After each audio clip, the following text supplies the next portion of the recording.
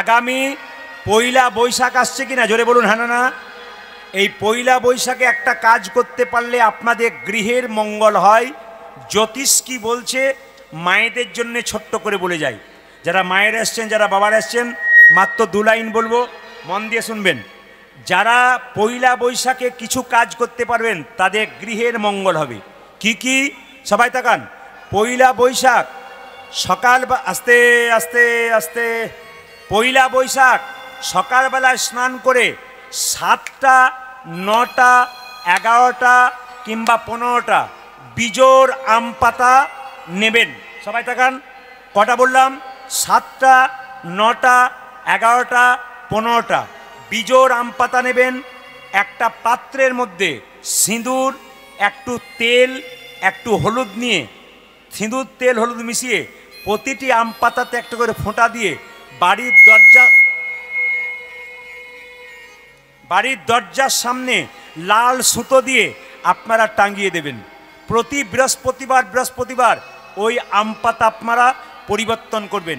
আমার কথা নয়, বিখ্যাত জ্যোতিষশাস্ত্র তিনি বলছেন পরিষ্কার করে, পয়লা বৈশাখ যদি মায়েরা এই কাজটা করতে পারে আপনাদের লাভ আছে। পয়লা বৈশাখ থেকে একটা কাজ করবেন, শঙ্খ 2টো করে রাখবেন বাড়িতে। শঙ্খ 2টো। শঙ্খ কবার বাজাতে হয় মা? 3 বার বাজাতে হয়। একবার ব্রহ্মাকে উদ্দেশ্য করে, একবার বিষ্ণুকে উদ্দেশ্য করে, একবার মহেশ্বরকে উদ্দেশ্য করে। 3 বারের জায়গায় 4 বার শঙ্খ বাজাবেন না কেন? 4 বার শঙ্খ বাজালে অসুরদের ডাকা হয়। দেখবেন অসুরদের, আরে বাবা পয়সাই দিতে হবে, অসুরদের রাজাকে যখন ডাকা হয় তখন দেখবেন 4 বার করে শঙ্খ বাজানো হয়। তাই বাড়িতে শঙ্খ আপনারা 3 বার বাজাবেন। এবার বলি, কৃষ্ণ যখন কুরুক্ষেত্রের যুদ্ধে একটা শঙ্খ বাজিয়েছিল, ওই শঙ্খটার নাম পাঞ্চজন্য শঙ্খ। পঞ্চজন নামক অসুরকে মেরে ওই শঙ্খটা পেয়েছিল। ওই শঙ্খটা কৃষ্ণ যখন বাজিয়েছিল কুরুক্ষেত্রের যুদ্ধে, দেবতাদের গর্ভে যে সন্তান শক্তিশালী হয়েছিল, আর অসুরদের গর্ভের যে সন্তান স্ত্রীর গর্ভে তা কিন্তু সব নষ্ট হয়ে গেছিল। এর থেকে প্রমাণ কি? যখনই বাড়িতে শঙ্খ বাজাবেন শুভ শক্তির আগমন হবে, অশুভ শক্তি দূর হবে। মায়েরা আগামী থেকে পয়লা বৈশাখ থেকে 2টি করে শঙ্খ রাখবেন, একটি জলশঙ্খ, একটি বাদ্যশঙ্খ। জলশঙ্খ কোনটা আর বাদ্যশঙ্খ কোনটা? যে শঙ্খটা মুখ দিয়ে বাজান ওটা মন্দিরে ভগবানের সামনে রাখতে নাই, ভগবানের থেকে একটু দূরে রাখতে হয়, ওটা এঁটো হয়ে গেছে। আর জলশঙ্খ কোনটা? যেটার ভেতরে জল ভরে আপনি বিগ্রহকে স্নান করান, আপনি দেবদেবীকে স্নান করান, যেটার ভেতরে জল ভরে আপনি বাড়ির চারিদিকে ছড়িয়ে দেন, ওটার নাম হচ্ছে কি? জলশঙ্খ। তবে মাথায় রাখবেন, প্রতি বাড়িতে শঙ্খের ওপরে একটা করে তুলসী পত্র রাখবেন। জলশঙ্খ যারা রেখেছেন বাড়িতে তারা একটা করে তুলসী পত্র শঙ্খের উপরে রাখবেন। যদি কেউ শঙ্খের ওপরে তুলসী পত্র না রাখেন তাহলে গোটাটাই কিন্তু বেকার হয়ে গেল। আর একটা কথা বলে যায়, আপনি শঙ্খকে মাটিতে রাখবেন না, পাথরে রাখবেন না, আপনি কোনো স্ট্যান্ডের উপরে রাখবেন, কিংবা একটা লাল কাপড় বা হলুদ কাপড়ের উপরে শঙ্খকে রাখতে হয়। সবাই মাথায় রাখবেন কথাগুলো, যে যেখানে বসে আছেন। যখন ভগবানকে আপনি স্নান করাবেন, স্নান করানোর পর কপালে প্রথমে চন্দন দেবেন না চরণে চন্দন দেবেন? প্রথমে দেবেন কপালে, কারণ শৃঙ্গার প্রথমে করতে হয়, তারপর চরণে দিতে হয়। চরণে তুলসী পাতা কটা দিতে হয়? ভগবানের 3টে দিতে হয়। প্রশ্ন করবেন 2টো চরণ 3টে দিব কি করে? একটা ডান পায়ে দেবেন, একটা বাঁ পায়ে দেবেন, আর একটা 2টো চরণের মাঝখানে দেবেন। কেন? ভগবান যখন বামন অবতার ধারণ করেছিল তখন নাভি থেকে একটা চরণ বের করেছিল, ভক্তগণ সেই চরণটাকে স্মরণ করে একটি তুলসী পত্র দেয়। যারা ভগবানকে সোনা পড়াতে পারেন না, সোনা পড়ানোর ইচ্ছা থাকে, শাস্ত্র পরিষ্কার করে বলল, তুলসী গাছের যে মঞ্জুরি, বাড়িতে তুলসী গাছের যে মঞ্জুরি, সেই মঞ্জুরি কেটে আপনি সেই মঞ্জুরি গোবিন্দের মাথায় দিন, মস্তকে দিন, ভগবানকে সোনা পরানো সমান হয়ে যায়, শাস্ত্র বিচার করে বলছে। সংসারে কিছু কাজ আছে যেগুলো করলে আপনাদের কৃষ্ণ কৃপা হবে, যেগুলো করলে আপনাদের শান্তির আবরণ আসবে। আসুন, ভগবান শ্রীকৃষ্ণ কালিয়ানাগকে তো দমন করবে, তার আগে আপনাদের বলে যায়, একটু জোরে বলুন, সংসারে ভগবানকে পাওয়া যায় না সংসারে বাইরে পাওয়া যায়? জোরে বলুন তো, কোথায় পাওয়া যায়? সংসারে না সংসারে বাইরে? আর বলবেন না, 2-4 জনের যা ঘুম এসেছে। তবে আপনাদের এলাকাতে একটা ভালো জিনিস দেখলাম, কি বলুন তো, শুনলাম কি এখানে কোনো মাতাল নাই। না, কেউ মদ খায়নি। পার্টি আছে? যাক, নাই নাকি না আছে? আপনাদের হাসিতে বুঝতে পারছি 2-4টা পার্টি আছে। না না, সবাই সে রাখুন। মায়েরা যে এখানে বসে আছেন, সংসারে ভগবানকে পাওয়া যায় না, সংসারে বাইরে পাওয়া যায়। ঘর সংসার ত্যাগ করে বৃন্দাবনে যাচ্ছেন, মাঝ রাস্তায় মনে পড়ে গেল মেয়ের বিয়ে হয় নাই, ছেলের চাকরি হয় নাই, এরকম পিছু টানা যার আছে ভগবানকে পায় না। ভগবানকে পেয়েছিল কে? জনক ঋষি রাজা, যিনি পুণ্যত্যাগী ছিলেন, তিনি কোনোদিন সংসার ত্যাগ করেন নাই, সোনার পুরীতে বসে থাকতো, মনকে সেজে গোলকে রাখতো। এইরকম যদি ত্যাগী হওয়া যায়, ভগবান শ্রীকৃষ্ণের চরণ পাওয়া যায়। ও মায়েরা, একটা সোনার মালা একবার পেলে দুলতে দুলতে নিয়ে যান, লোককে দেখাতে দেখাতে। কিন্তু জনক রাজা সীতার বাবা যে বাড়িতে বাস করত, গোটা বাড়িটা সোনা দিয়ে মোড়া, কিন্তু মন রাখতো গোবিন্দ সোনার উপরে। আপনি কি করবেন? গাড়ি থাকবে, বাড়ি থাকবে, টাকা থাকবে, পয়সা থাকবে, ধন থাকবে, কিন্তু মন যেন থাকে গোবিন্দের চরণে। পাকালা মাছ পাকে থাকে, তুলে দেখো পাকালা মাছকে, বড় হয়েছে সে পাখি, কিন্তু পাকালা মাছের গায়ে কোনো পাকের দাগ লাগে নাই। মায়েরা, 5 কেজি 10 কেজি পাকাল মাছ পাক খেয়ে বড় হলো, তুলে দেখুন পাকাল মাছের গায়ে কোনো পাকের দাগ লেগে নাই। যারা ভক্ত পাকাল মাছ সংসার পাকের মধ্যে হাবুডুবু খাচ্ছে, কিন্তু যারা কৃষ্ণ নাম হরিনাম করছে, তাদের শরীরে কোনো দুঃখের ছাপ নাই, সদা আনন্দময় হয়ে আছে। পদ্ম পাতা জলে ভাসে, যখনই বর্ষা আসে, বর্ষার জল লাগে পদ্ম পাতার গায়ে, তুলে দেখো পাতাখানা, পদ্মের গায়ে দাগ লাগে না। এই রকম যদি ত্যাগী হওয়া যায়, ভগবান শ্রীকৃষ্ণের চরণ পাওয়া যায়। পদ্ম পাতার উপরে বর্ষার জল ফটাফট পড়ে, কিন্তু বলুন তো পদ্ম পাতার গায়ে কি কোনো দাগ হয়? যারা ভক্ত পদ্ম পাতা, যারা কৃষ্ণ কথা হরি কথা বলে, তাদের শরীরে কোনো দুঃখের ছাপ থাকে না। এই জন্য রামকৃষ্ণদেব একটা সুন্দর গান বলেছেন, যেহেতু রামকৃষ্ণ আমার মায়ের ভক্ত, সেই জন্য আপনার রামকৃষ্ণের কথা বলতে হবে। সবাই মিলে হাততালি দিয়ে একটু গাইবেন। একটা করে রাত্রি পেরোচ্ছে মানে আপনাদের জীবনে খাতা থেকে একটা করে দিন কমছে না বাড়ছে? জোরে বলুন। একটা করে রাত্রি পেরোচ্ছে মানে জীবনে খাতা থেকে একটা করে দিন কমছে। সুতরাং আনন্দ করে নিন, বলা যায় না কে কখন চলে যাবে। আজকে রাত্রিতে কীর্তন শুনতে এসছেন, বাড়ি যাবেন গ্যারান্টি আছে? জোরে বলুন হ্যাঁ না না। এইদিকে আবার রাত্রিবেলাতে শোবেন, যদি সকাল চোখ খোলেন তো সকাল হবে, চোখ না খুললে আপনার জীবনে পরকাল হবে। ট্রেন আসবার সময় সিগন্যাল দেয়, আমরা জানতে পারি ট্রেন আসে। মৃত্যু আসবার সময় কোনো সিগন্যাল দেয় না, যে কোনো মানুষের জীবনে যে কোনো মুহূর্তে আসে। বলা যায় না কে কখন চলে যাবে। ভগবানের নাম করো। মায়েরা, যে সংসারে, একটু রিভাবটা বাড়াও ভাই, যে সংসারের জন্য আপনি এত করছেন, জেনে নেবেন আপনারা, আপনি যখন চলে যাবেন ভাবছেন আমার জন্য সংসার খুব ভাবছে না। যখন আপনি সংসার ছেড়ে চলে যাবেন, আপনার ছবিটা দেওয়ালে টাঙানো থাকবে, একটা ফুলের মালা দিয়ে দেবে, সংসার যেমন কার তেমন চলবে, শুধু তুমিই চলে যাবে। তাই জীবিত থাকাকালীন সংসারে সমস্ত কর্তব্য কর্ম করো, কিন্তু আসল কর্তব্য যেন ভুলে যেও না। সকালবেলায় ঘুম থেকে উঠে স্নান করতে হয়। যারা বৃন্দাবনে যাবেন তারা দেখবেন সকালবেলায় ঘুম থেকে উঠে সবাই যমুনার দিকে দৌড়াচ্ছে। কেন? স্নান করবার জন্যে। আপনারা যারা কীর্তন শুনতে এসছেন, সবার কাছে নিবেদন রইল, সকালবেলাকার স্নানটা হচ্ছে দেবতা স্নান। আমি অ্যাপেলো চেন্নাই চিকিৎসায় গিয়েছিলাম আজ থেকে 10 বছর আগে। ওখানে বড় বড় ডাক্তারবাবুরা অপারেশন করে ভোর 5টায় চলে আসে, 7টার মধ্যে অপারেশন কমপ্লিট। কেন? ওনারা জানেন সকালবেলায় মনটা ভালো থাকে, এই সময় মনটা পরিপূর্ণ দেওয়া যায়। সারারাত্রি ঘুমানোর পর মনটা খুব ভালো থাকে। ওই জন্য সকালবেলায় ভোরের বেলায় দেখবেন অনেকে মঙ্গল আরতি করে, ভগবানের পুজো করে। মন্দির, মসজিদ, চার্চ, গির্জা সব ভোরবেলায় খুলে যায়। কেন? মনটা ওই সময় সুন্দর থাকে, ভগবানকে দেওয়ার মতো থাকে। তাই সবাইকে বলবো সকালবেলায় স্নান করুন। স্নান করে কি করবেন মায়েরা? মন্দির পরিক্রমা করুন। মন্দির পরিক্রমা কি? যদি এই মন্দির থাকে তো ভালো, দেবদেবীর মন্দির 3 বার, ভগবানের মন্দির 4 বার। কিভাবে পরিক্রমা করবেন? আপনার বাড়িতে যদি ঘড়ি থাকে, তাহলে ঘড়িতে দেখবেন ঘড়ির কাঁটাটা কোন দিক থেকে ঘুরছে, আপনার পরিক্রমা কিন্তু সেই দিক থেকে হবে। ঘড়ির কাঁটাটা যে দিক থেকে ঘুরছে, আপনার পরিক্রমা সেরকম হবে। ঘড়ির কাঁটা সবসময় দেখবেন বাঁ দিক থেকে ডান দিকে ঘুরছে, দেখে নেবেন আপনারা। পরিক্রমা দেখবেন সবসময় এই দিক থেকে এই দিকে হবে, বাঁ দিক থেকে ডান দিকে হবে।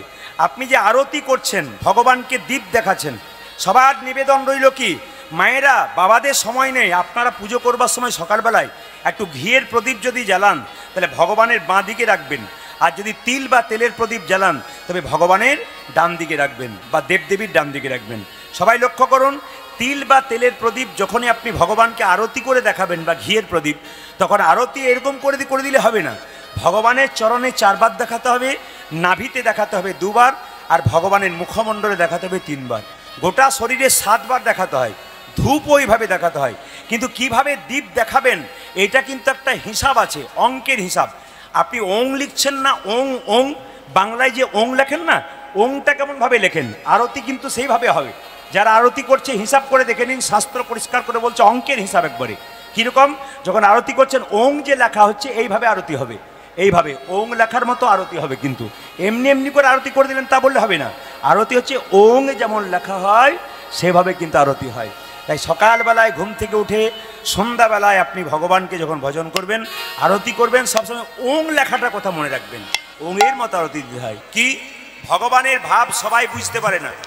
1 ট্রাক বালিতে যদি 1 হাত চিনি ছুঁড়ে দেওয়া যায়, আর চিনি আর বালি যদি একসঙ্গে মিশিয়ে দেওয়া যায়, চিনিকে কি কেউ পারে চিনিতে 1 ট্রাক বালিতে? বলবেন আপনারা? 1 লরি বালি, 1 ট্রাক বালি, 1 হাত চিনি ছুঁড়ে দিলেন, চিনি আর বালি মিশিয়ে দিলেন, চিনিকে কি কেউ পারে চিনিতে 1 ট্রাক বালিতে?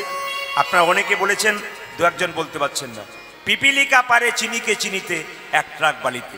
পিপিলিকার মতো গৌর ভক্ত যারা হয় একমাত্র তারাই মহাপ্রভুর ভাব বুঝতে পারে।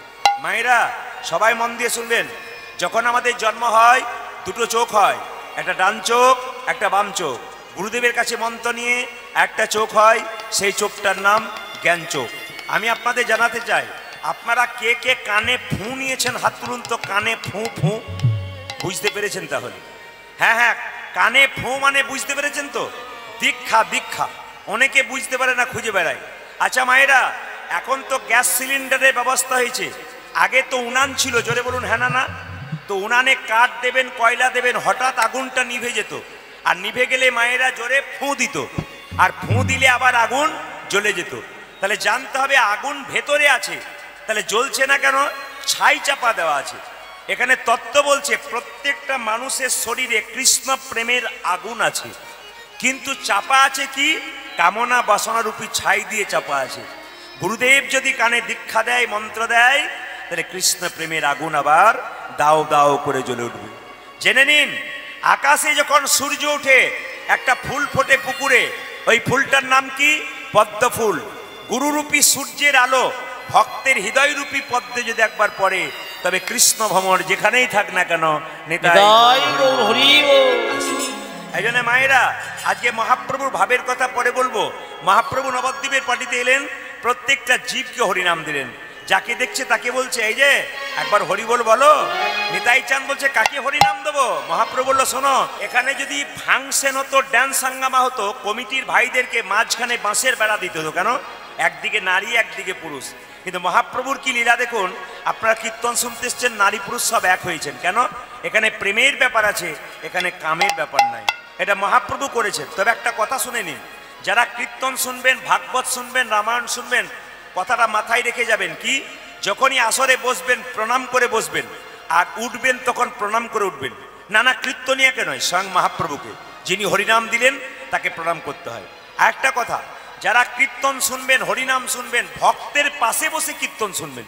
কেন? ভক্ত কীর্তন শুনতে শুনতে হাত তুলে দেবে, আপনার ইচ্ছা না থাকলেও আপনি দেখবেন একবার হাত তুলে ফেলবেন। আর যদি অভক্তের পাশে বসেন, ও যতবার হাই তুলবে আপনার হাই তার চাইতে উঁচু হবে। কেন বলুন তো? ও তো অভক্ত। আজকে 20,000 22,000 মানুষের সেবা হয়েছে। আমি প্রত্যেক জায়গায় বলি, প্রসাদ যদি পেতে হয় তাহলে বৈষ্ণবের পাশে বসে প্রসাদ পান। প্রসাদ যদি পেতে হয় ভক্তের পাশে প্রসাদ পান। কেন? ভক্ত বৈষ্ণব যখন প্রসাদ পাবে, প্রসাদটা নেবার সময় কপালে ঠেকিয়ে জনার্দন বলে প্রণাম করে প্রসাদটা নেবে। আর যদি অভক্তের পাশে প্রসাদ নেন, ও ঘরে যেমন খায় এখানেও তেমন খাবে, পাবে আর মুখে ভরে দেবে আর কি, এর কিন্তু ভক্তি থাকবে না। এই জন্য ভক্তের পাশে বসে কীর্তন শোনা আর ভক্তের পাশে বসে প্রসাদ পাওয়া। নিতাই চাঁদ বলছে, যাকে চোখে দেখবো তাকে হরিনাম দেবো। দিয়ে শুনে নেবেন, রাধা রানী কি? না না, খুব সুন্দরভাবে জয়টা দেবেন। রাধা রানী কি? শ্যাম সুন্দর কি? মদন মোহন কি? হরিবাসর কি? দেখুন, একজন আমাকে প্রশ্ন করেছিল কালকে কলকাতায়, দীক্ষা কি জন্য নেব? দীক্ষা কি নিতে হবে নাকি? দীক্ষা কি না নিলে নয়? বললাম, দেখুন, ভগবান কৃষ্ণ নিজে দীক্ষা নিয়েছিলেন। যিনি জগতের গুরু, যিনি জগতের মালিক, ঈশ্বর পরম কৃষ্ণ সচ্চিদানন্দ বিগ্রহ অনাদিরাদি গোবিন্দ সর্ব কারণে কারণম, যিনি জগতের মালিক, যিনি জগতের নাথ, যিনি জগতের ভগবান, যিনি জগতের গুরু, তিনি নিজে গুরুমন্ত্র নিলেন। তাকাবেন আমার দিকে, তিনি নিজে গুরুমন্ত্র নিলেন। মায়েরা সবাই শুনবেন, তিনি গুরুমন্ত্র নিলেন কখন? সবাই তাকান আমার দিকে। যখন কৃষ্ণের জন্ম নিল তার নাম রেখেছিল গর্গাচার্য মুনি। কৃষ্ণ, দেখুন বলরাম এবং কৃষ্ণে যখন উপনয়ন পৈতে হয়েছিল তখন গায়ত্রী মন্ত্র দিয়েছিল কে? কে দিয়েছিল? গর্গাচার্য মুনি। এক এক করে শুনবেন, কৃষ্ণের একটা গুরু নয়, অনেকগুলো গুরু কিন্তু। বলে কৃষ্ণকে গায়ত্রী মন্ত্র দিয়েছিল গর্গাচার্য মুনি। আবার দেখুন, কৃষ্ণের যখন শিক্ষা লাভের জন্য গেলেন তখন সন্দীপন মুনির কাছে তিনি শিক্ষা লাভ করেছিলেন, শিক্ষা গুরু করেছিলেন।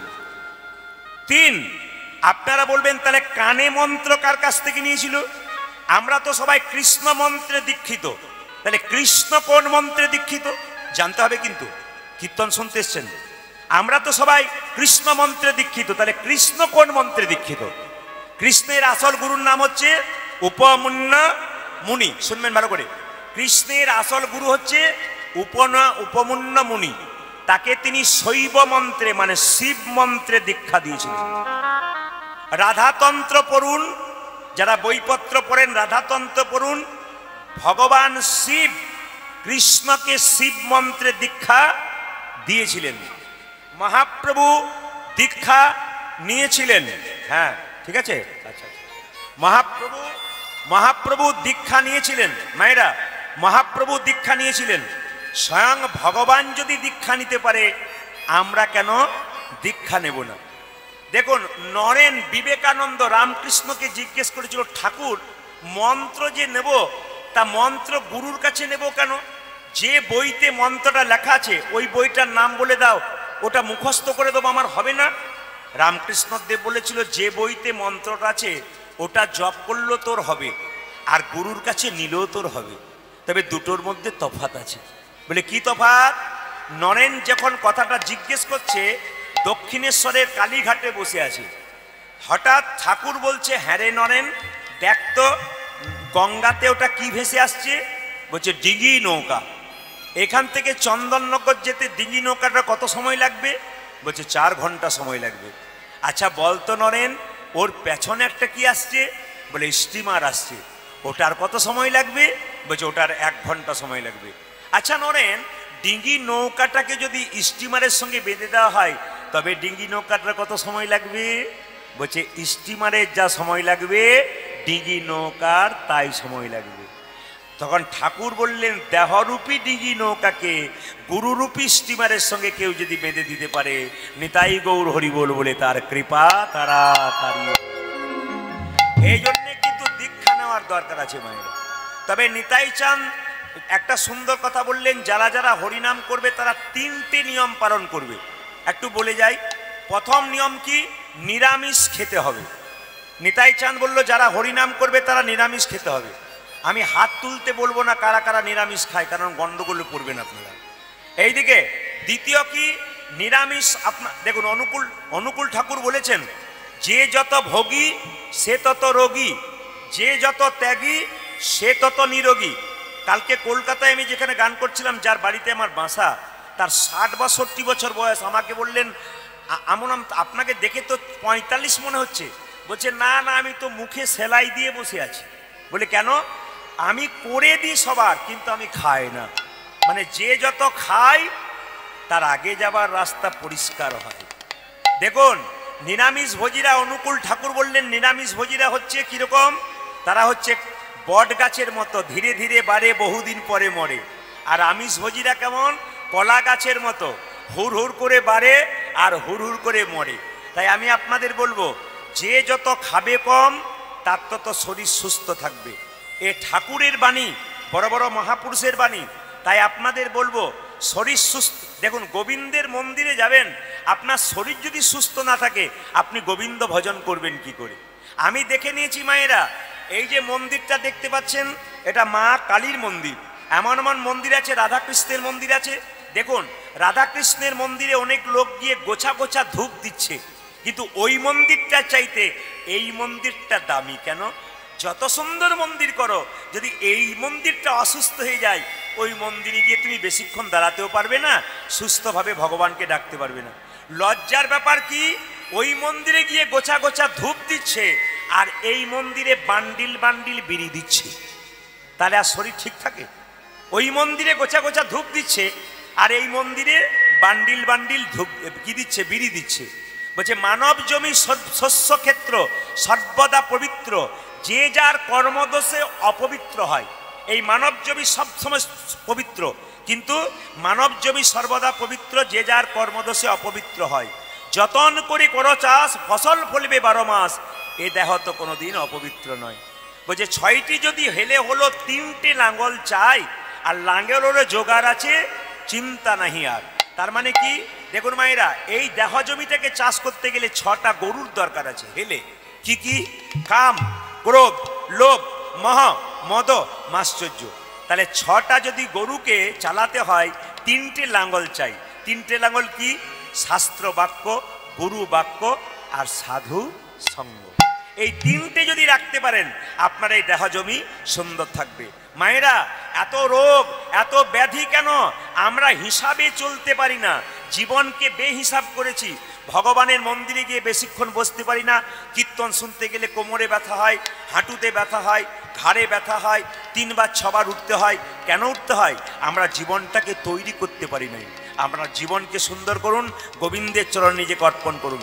নিতাই চাঁদ বলল নিরামিষ খেতে হবে, কলির জীব বলল এই দেখো ঠ্যাং ভেঙে দেবো, চলে যাও। বললো না না, তাহলে মিথ্যে কথা বলা ছাড়তে হবে। বলছে মিথ্যে কথা দিনের মাথায় 100টার মধ্যে 99টা বলি, কোনোদিন আবার 100টাও হয়ে যায়। কীরকম?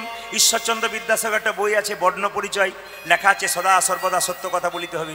একটা বাচ্চা বাবা তার বাচ্চাকে পড়াচ্ছে সকাল 9টায়, পর খোকা সদা সর্বদা সত্য কথা বলিতে হবে। সকাল 6টা থেকে 9টা পর্যন্ত পড়েছে। 9টার পর ছেলে রাস্তায় খেলা করছে, একজন পাওনাদার জিজ্ঞেস করছে, এ খোকা তোর বাবা বাড়িতে আছে?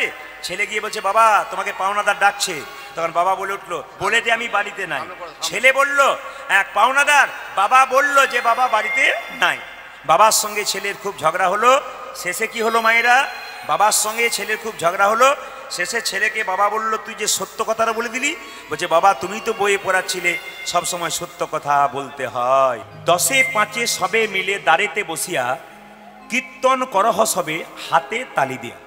চৈতন্য চরিতামৃত পড়বেন, পরিষ্কার করে লেখা আছে মহাপ্রভুর বাণী যে 10এ 5 সবে মিলে দাঁড়েতে বসিয়া কীর্তন করহ সবে হাতে তালি দিয়া। যারা প্রকৃত ভক্ত হয় কীর্তনের আসরে এসে বসলে হাতে তালি দিয়ে একটু কীর্তন করে। সংসারে তো সময় পান না, এখানে সময় পেয়েছেন, সাধুগুরু বৈষ্ণবের সঙ্গ পেয়েছেন, সবাই মিলে হাত তালি দিয়ে একটু কীর্তন করবেন। সবাই তৈরি তো? সবাই হাতগুলো উঠান, একটু সবাই মিলে কীর্তন করুন একসঙ্গে। যে যেখানে আছেন হাত তুলুন, সবাই হাত তুলুন, একবার হাত তুলুন। হ্যাঁ, আমাদের আসরে সব কিছু ভালো লাগলো, একটা জিনিস খারাপ লাগলো, বলবো না বাদ দেবো?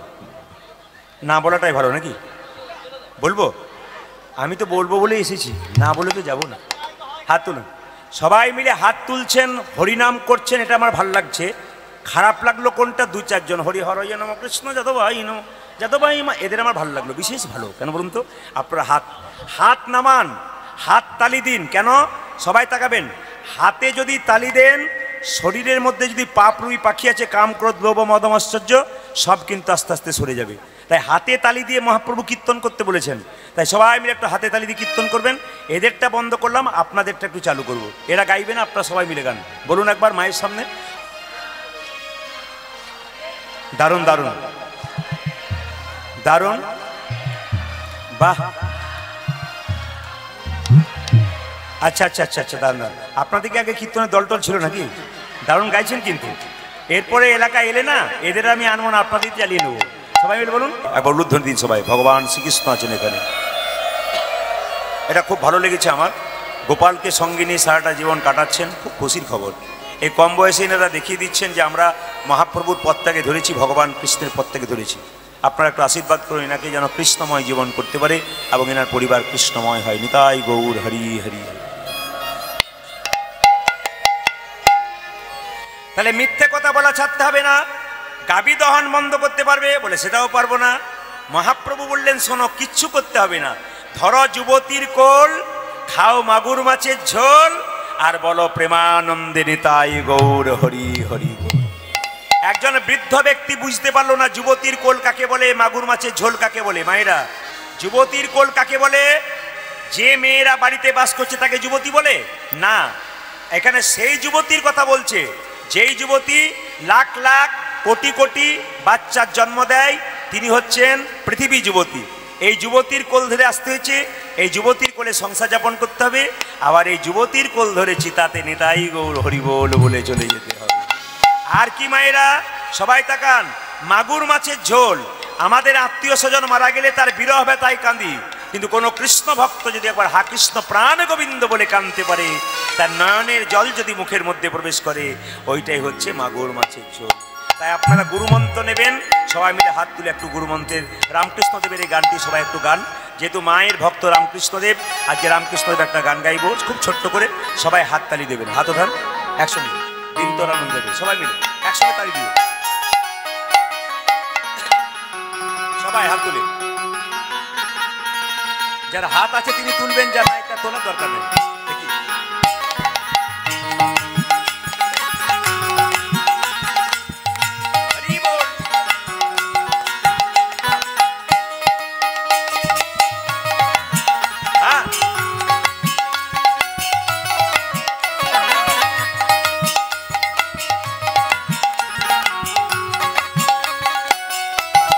আনন্দ করে।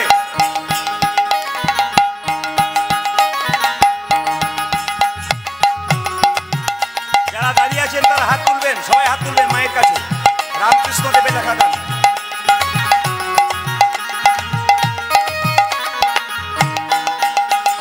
তিনি তোর আনন্দে যাবে ভজরে গুরু নাম, বাবা গুরু ব্রহ্মা গুরু বিষ্ণু গুরু ভগবান। তিনি তোরে আনন্দে যাবে ভজরে গুরু নাম, গুরু ব্রহ্মা গুরু বিষ্ণু গুরু ভগবান।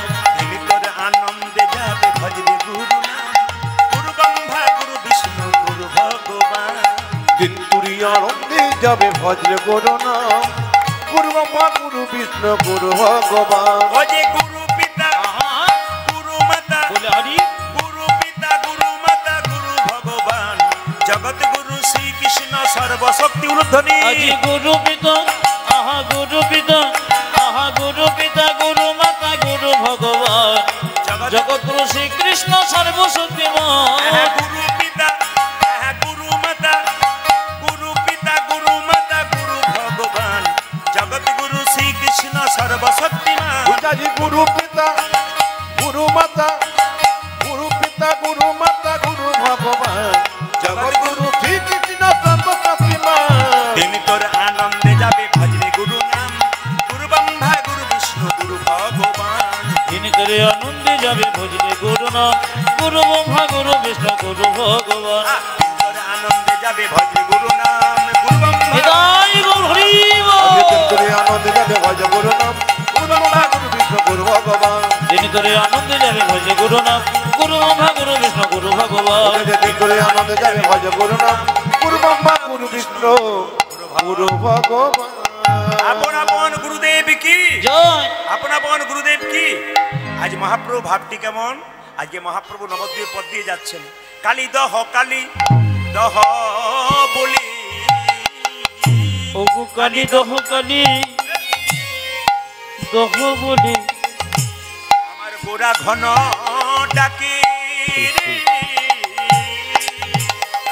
আজ কালী দহ কালী দহ বলি, গোড়া ঘন ডাকি ডাকি রে।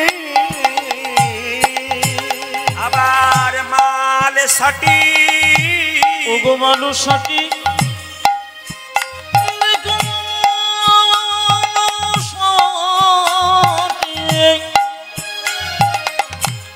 মাটি গোর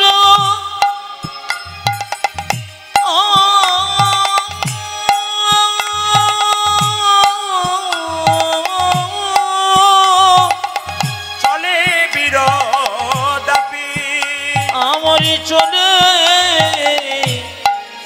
বীর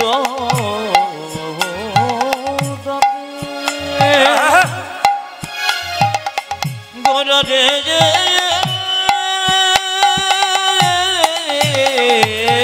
ওটা যে মানসাটি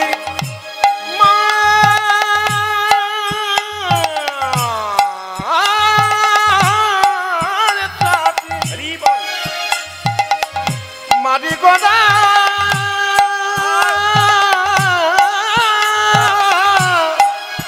আমার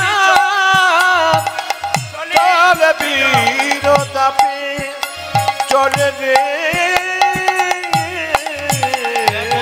চলে যাই চলে যাই আজি চলে যাই চলে যাই চলে যাই চলে যাই দেখো দেখো চলে যায় চলে ও যায় যে মাল সাটি মারি গোড়া চলে যাই চলে যাই দেখো মানসাটি মাটি গোড়া চলে যাই চলে যাই মাল সাটি মারি গোড়া চলে যাই চলে যাই ওটা যে মাঝি সাথী মানি গোড়া চলে যায় চলে ও যে যায় কালিদহ বলি চলে যাই চলে যাই আজ কালী দহ বলে চলে যাই চলে যাই কি জানি কোন ভাবে হৃদয় চলে যাই চলে দেখো যাই দেখো কি জানি কোন ভাবে হৃদয়ে চলে যায় চলে যায় কি জানি কোন ভাবে হৃদয় চলে যাই চলে যাই দেখো কি জানে কোন ভাবে হৃদয় মাল সাটি মারি ওগো গোড়া কি জানে কোন ভাবে হৃদয় মাল সাথী মারি ওরে গোড়া কি জানে কোন ভাবে হৃদয় সাথী মারি ওগো গোড়া কি জানে কোন ভাবে হৃদয় সাথী মারি গোড়া ওরে কি জানে কোন ভাবে হৃদয় আজ চলে যায় চলে যায় ওগো মানসাটি মাটি গোড়া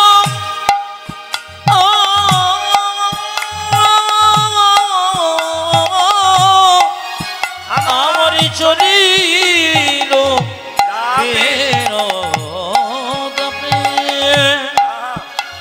গোড়া রে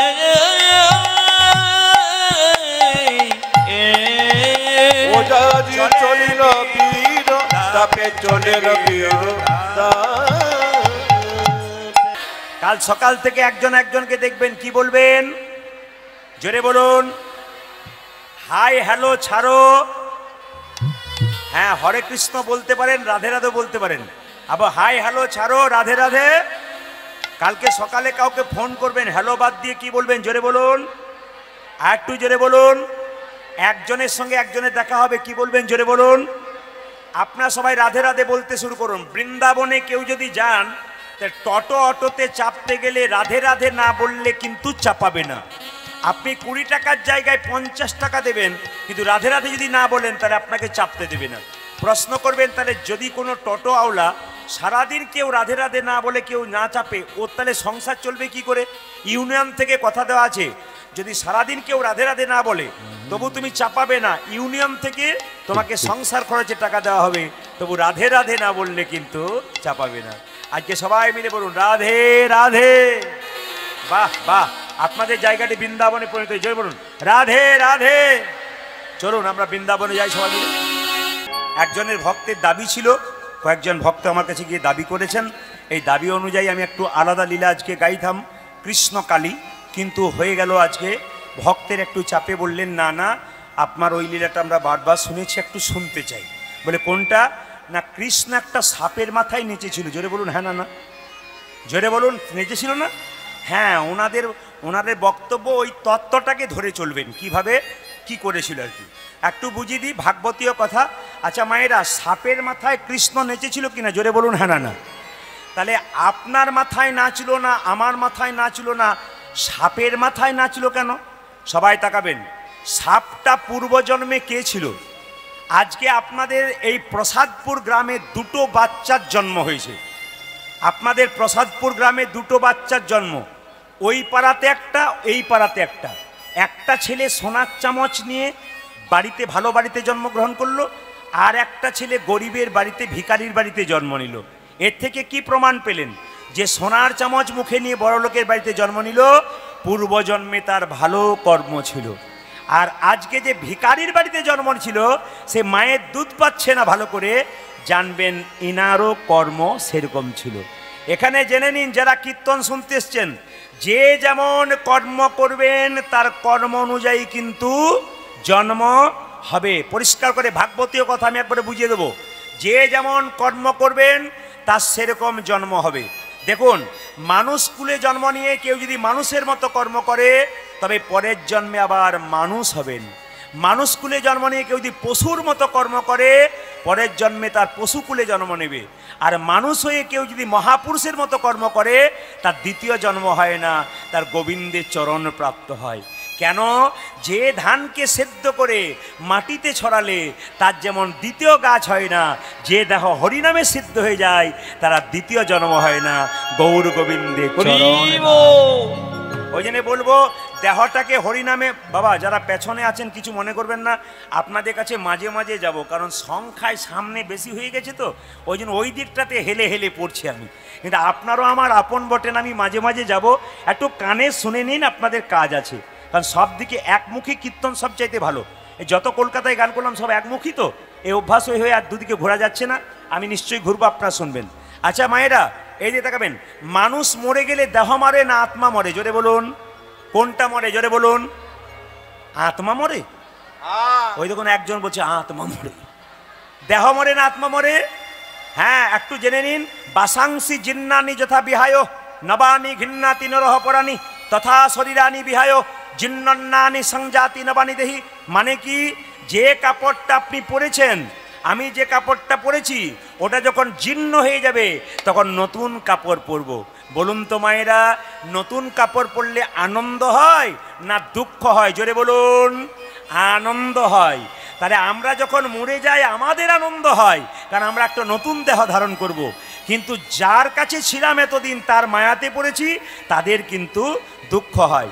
এই দিকে তাকাবেন, যে যেখানে বসে আছেন, মানুষ মরে গেলে, আমি প্রদীপ পাল মরে যাব, আপনারা মরে যাবেন, আপনারা কোথায় জন্ম নেবেন জেনে নিন। বলছে, আমি আগেই বললাম, যে যেমন কর্ম করবে সাত সেরকম জন্ম হবে। ডক্টর পঞ্চানন ভট্টাচার্য একটা বই আছে জগত আমি, তাতে পরিষ্কার করে বলেছে, মানুষ মরে গেলে তাকে দেখলেই বুঝতে পারবেন তিনি স্বর্গে যাচ্ছেন না নরকে যাচ্ছেন। কি করে বুঝবেন? আপনার প্রসাদ পড়ে কেউ মারা গেল, আপনি দেখতে গেলেন, দেখার পর মায়েরা বলল, বাবারে দেখতে গিয়েছিলাম গো, 3 দিন ঘুমোতে পারিনি, মুখটা বিকৃত বিভৎস হয়ে যায়, ভয়ঙ্কর হয়ে গেছে, জানবেন উনি যাচ্ছেন নরকে। আর আপনার মৃত্যুর পর যদি মনে হয় যে লোকটা ঘুমাচ্ছে গো, যেন মরে নাই, জানবেন ইনি যাচ্ছেন স্বর্গে। জন্ম তোমার ভালো হোক আর না হোক, কর্ম যেন তোমার ভালো হয়। আর একটা কথা, প্রসাদপুর থেকে যখন আপনাকে নিয়ে যাওয়া হবে, বলা হরি হরি বল বলে শ্মশান ঘাটে, তখন যদি লোকে বলে, বা বা বা বা বা এই লোকটা খুব ভালো ছিল গো, কৃষ্ণ ভক্ত ছিল, 10 চক্রে ভগবান, ইনি যাচ্ছেন স্বর্গে। আর আপনার মৃত্যুর পর যদি বলে, বেটা খুব দুষ্ট লোক ছিল রে, গ্রামটাকে জ্বালিয়ে দিয়েছে, এই বদমাইশ লোকটা গেল, ভালো হলো, জানবেন ইনি যাচ্ছেন নরকে। জন্ম হোক যথাতথা, কর্ম হোক ভালো। ভাগবত বলল, আপনার শরীরে 9টা ছিদ্র আছে, প্রত্যেকের শরীরে এই 9টা ছিদ্র দিয়ে প্রাণ বেরোয়। সবাই তাকিয়ে নিন, 9টা ছিদ্র কি কি একটু গুনে নেবেন, এই তো টোন বাড়াও। 9টা ছিদ্র কি কি? 2টো কানের ছিদ্র, কত হলো? 2। 2টো নাকের ছিদ্র, কটা হলো? 4। 2টো কানের মুখের ছিদ্র 6। একটা মুখের ছিদ্র, 2টো চোখের ছিদ্র, কটা হলো? আবার গুনে দিই একবার। 2টো কানের ছিদ্র 2, 2টো নাকের ছিদ্র 4, 2টো চোখের ছিদ্র 6, একটা মুখের ছিদ্র 7, ওপর দিকে 7টা, নিচের দিকে 2টো, কি কি? পায়ু এবং উপস্থ। বলছে ওপরের ছিদ্র দিয়ে যদি কারো প্রাণ যায়, ভাগবত বলল তিনি যাচ্ছেন স্বর্গে। আপনার মৃত্যুর পর আপনি যদি পায়খানা প্রস্রাব করে দেন, ভাগবত বলছে আপনি যাচ্ছেন নরকে। প্রমাণ, আপনার যে এই 6টা 7টা দিক দিয়ে প্রাণ গেল, আপনি বুঝবেন কি করে? অনেকে মৃত্যুর সময় দেখবেন হা করে মরে, জোরে বলুন হ্যাঁ না না, জানবেন ওনার মুখ দিয়ে প্রাণ গেল। অনেকে মৃত্যুর সময় তাকিয়ে তাকিয়ে মরে, জানবেন ওনার চোখ দিয়ে প্রাণ গেল। আবার দেখবেন অনেকে মৃত্যুর সময় নাকের ফুটো, কানের ফুটো খসখসে হয়ে যায়, জানবেন ওই দিক দিয়ে প্রাণ গেল, ইনি স্বর্গে গেলেন। আর মৃত্যুর পরে যারা পায়খানা প্রস্রাব করে দেয় তারা নরকে গেলেন, নিম্নগামী। তত্ত্ব বলছে নিম্নগামী। এবার তাকান, তাহলে যিনি কালীয় নাগ, যার ওপরে কৃষ্ণ নেচেছিল, এ পূর্বজন্মে কে ছিল? ভাগবত বলছে চন্দ্রধ্বজ রাজা। রাজা হয়ে সাপ হলো কেন? বৈষ্ণবের অভিশাপ। আসলে যারা বৈষ্ণব এসছেন, আমি আপনাদের বলবো, বৈষ্ণবের পাশে বসা মানে আপনার ভাগ্য ভালো। আর বৈষ্ণবকে প্রণাম করতে হয়, দেখলে বৈষ্ণব রাস্তা দিয়ে পেরোলে প্রণাম করতে হয় মা। যদি পা ছুঁয়ে কেউ না করতে পারেন, অন্তত নমস্কার করবেন, মাথাটা নিচু করবেন। বৈষ্ণবের বস কৃষ্ণ, সর্বশাস্ত্রে কয়, এই সব জানিলহ বৈষ্ণবের আশ্রয়। এই কালীয় নাগ পূর্বজন্মে রাজা চন্দ্রধ্বজ, তার পেটে প্রচণ্ড যন্ত্রণা, কেউ ভালো করছে না। একজন বলল, রাজা তোমার পেটের যন্ত্রণা ভালো হবে, একটা উপায় আছে। যে রাজবাড়িতে তুমি বাস করছো তার পূর্ব দিকে একটা সরোবর আছে, ওই সরোবরে একটা রাজহাঁস খেলা করছে, ওকে যদি ধরে এনে হত্যা করে তার পিত্তটা খেতে পারো, তোমার পেটের যন্ত্রণা ভালো হবে। রাজহাঁসকে ধরে আনা হলো, তাকে যখন হত্যা করতে যাবে রাজহাঁস কেঁদে কেঁদে বললো, যদি আমাকে না মেরে আপনার পেটের যন্ত্রণা ভালো হয় উপায় বলবো? বলে হ্যাঁ বলো। যে সরোবর থেকে আমাকে ধরে আনলে তার উত্তর দিকে একটা গাছের ওপর এক মুনি পা ঝুলিয়ে বসে আছে, এক বৈষ্ণব পা ঝুলিয়ে বসে আছে, তার চরণ ধোয়া জল পান করলে তোমার পেটের যন্ত্রণা ভালো হবে। মুনি কি করলো মা? আহা, রাজা কি করলো? সোনার পাত্র নিয়ে, এই যে মণিবর ডান পাটা গিয়ে দাও, ডান পায়ে গিয়ে দিল পূজার রক্ত, ছি এই জল আমি পান করতে পারবো না। মণিবর বাঁ পায়ে গিয়ে দাও, বাঁ পায়ে গিয়ে দিল, পুঁজ রক্ত তো রয়েছে, তার সঙ্গে পোকা কিলবিল কিলবিল করছে, ছি এই জল আমি পান করতে পারবো না। তবে বৈষ্ণবে চরণ ধোয়া জল পান করে নাই, রাজা চন্দ্রধ্বজ একটা ভালো কাজ করেছিল, কি মাথায় করে নিয়ে এসেছিল। রাজা চন্দ্রধ্বজের দুজন স্ত্রী স্বামী জল পান করতে পারলেন না, কই দেখি দেখি দেখি দেখি দেখি দেখি দেখি দেখি দেখি দেখি আমাদের দাও। দুজন স্ত্রী যখন জল পান করেছে, মুনি তখন ছুটে এসে বলল, রাজা এ তুমি কি করলে? আমার চরণ ধোয়া জলকে তুমি অপমান করলে, অভিশাপ দিলাম, তুমি খল প্রবৃত্তি করলে, তোমার খল বংশে জন্ম হোক, তোমার নাম হবে কালীয় নাগ। রাজা চন্দ্রধ্বজে কেঁদে কেঁদে বলল, হে মুনিবর, হে মুনিজীব, অভিশাপ যদি দিলে তোমায় আমায় সাপি কুলে জন্ম নিতে হবে, সাপি কুলে জন্ম, আশীর্বাদ দাও যেন গোবিন্দের চরণে লাভ করতে পারি, গোবিন্দের চরণে যেন লাভ করিতে পারি।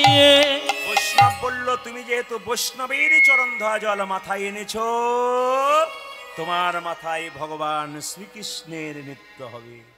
আজকে কালীয় নাগ, রাজা চন্দ্রধ্বজ কালীয় নাগ রূপে কালিদ হ্রদে বাস করে। পদকর্তা বলছে, দেখো দেখো ভাবটি কেমন, কালিন্দির এক দহি কালিনাগ তাহে দহে, আজি কালিন্দির এক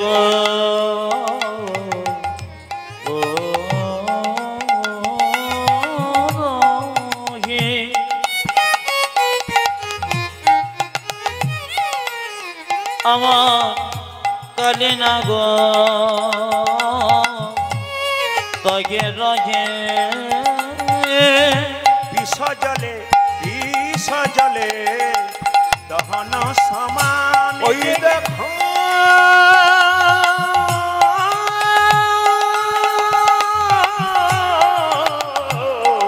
বিষ জলে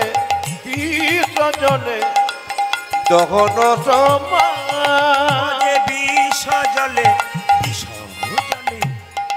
দহন সমান, দেখি নামে বিষরি জলে, বিষরি জলে দহন সমান, বিষারি জলে সমান সমান, দেখি নামে বিষরি জলে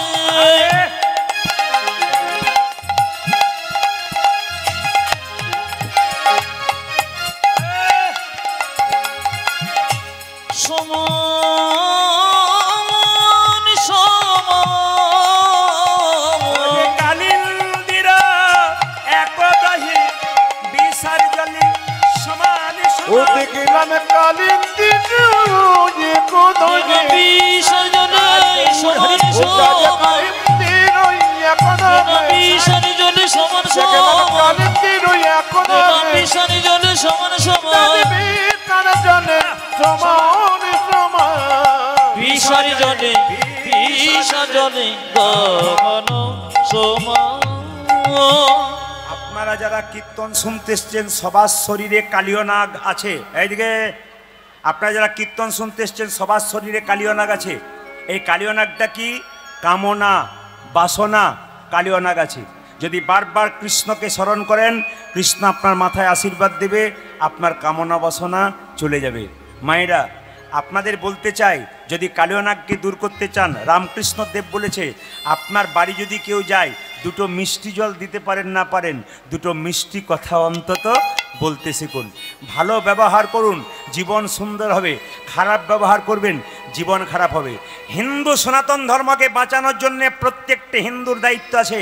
আমি চাই মহাপ্রভুর দেওয়া হিন্দু সনাতন ধর্ম যেন বাঁচাতে পারি, যেন গর্ব করে বলতে পারি আমি হিন্দু। এ সাহস যেন আমার থাকে, গর্ব করে বলবো।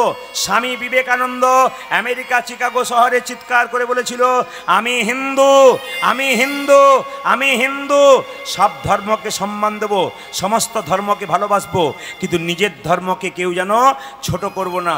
সবচাইতে লজ্জার ব্যাপার, কয়েকদিন আগে দোল পূর্ণিমা গেল, মহাপ্রভুর জন্মদিন হলো, কেউ জানতেই পারলো না, ভক্তরা জানতে পারলো, বাকি সব মাছ মাংসের দোকানে ভিড় করলো।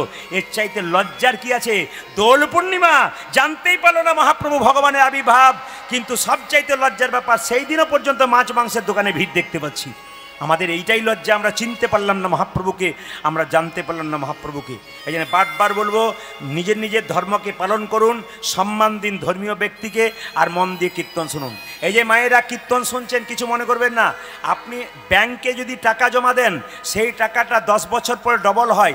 আজকে হরিনামের ব্যাংকে নিজের দেহটাকে জমা দেবেন, একদিন কৃপা পেয়ে যাবেন। কেন কীর্তন শুনবেন? শুধু নিজের মঙ্গল নয়, সংসারের মঙ্গল। আপনার ছেলের বিপদ হয়েছে, আপনি মন্দিরে গিয়ে কাঁদছেন, মা বাঁচাও, মা বাঁচাও, ভগবান বাঁচাও। বাঁচাবে কেন? ভগবানের সঙ্গে সম্পর্ক রাখবেন তবে তো বাঁচাবে। আপনি হরিনাম শুনবেন আর ঘর যাবার জন্য ছটফট করবেন, ভগবান আস্তে আস্তে আসবো না আপনার কাছে। কেন? তুই যখন আমার হরিনাম শুনেছিলি তখন তো তোর মন স্থির ছিল না। ওই জন্য পণ্ডিত বলল, কটা আপেল কটা লেবু মন্দিরে দিলে ওটা ভগবান দেখে না, তুমি মন মানা মদ ভক্ত, তুমি তোমার মনটা ভগবানকে দিলে কিনা। ভগবান দেখছে যে এত সুন্দর মন নিয়ে হরিবাসরে বসেছো, তুমি কেমন মনটা নিয়ে এসেছো। এই মন যদি ঘর ঘর ঘর ঘর করে, মৃত্যুর সময় তোমার গলা দেখবে ঘর ঘর ঘর ঘর ঘর ঘর ঘর ঘর ঘর ঘর করবে। এই জন্য বারবার বলি, এই মন নিয়ে যখন বসেছেন, মনকে গোবিন্দের চরণে অর্পণ করুন, দেখবেন আপনার লাভ আছে।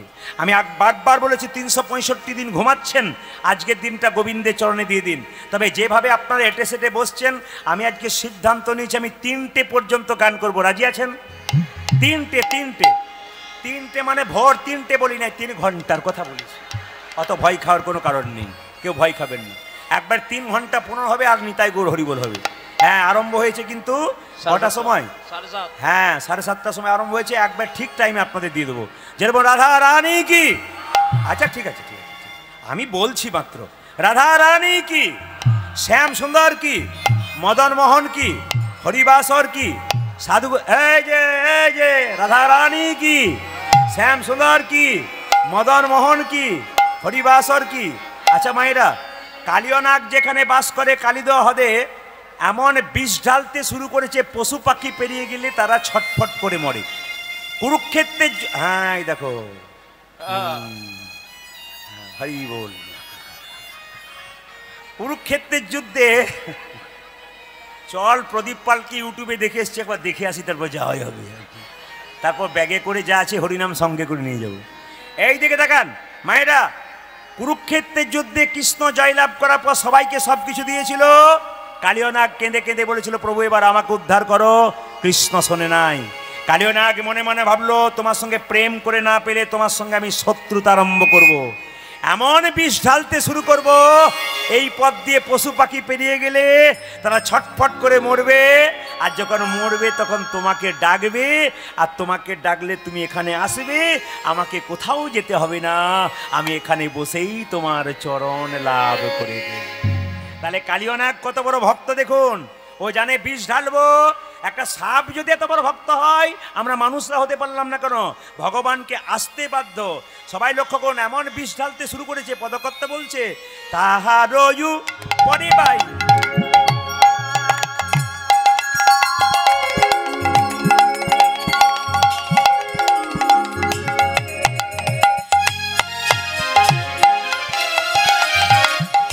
তাহারয়ু পরিবাই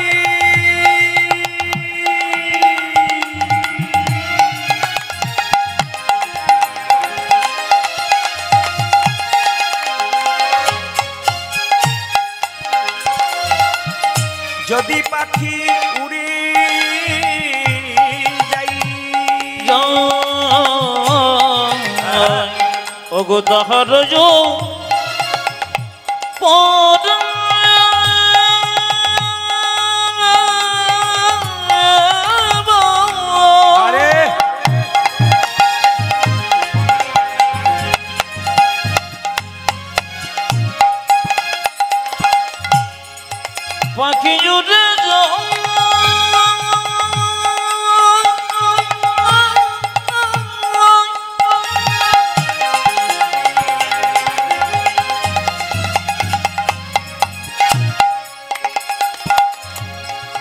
পাখি জুড়ে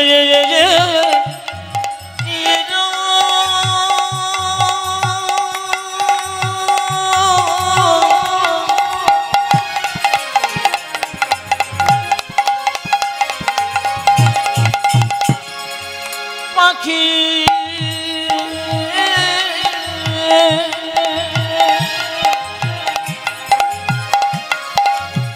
উড়ে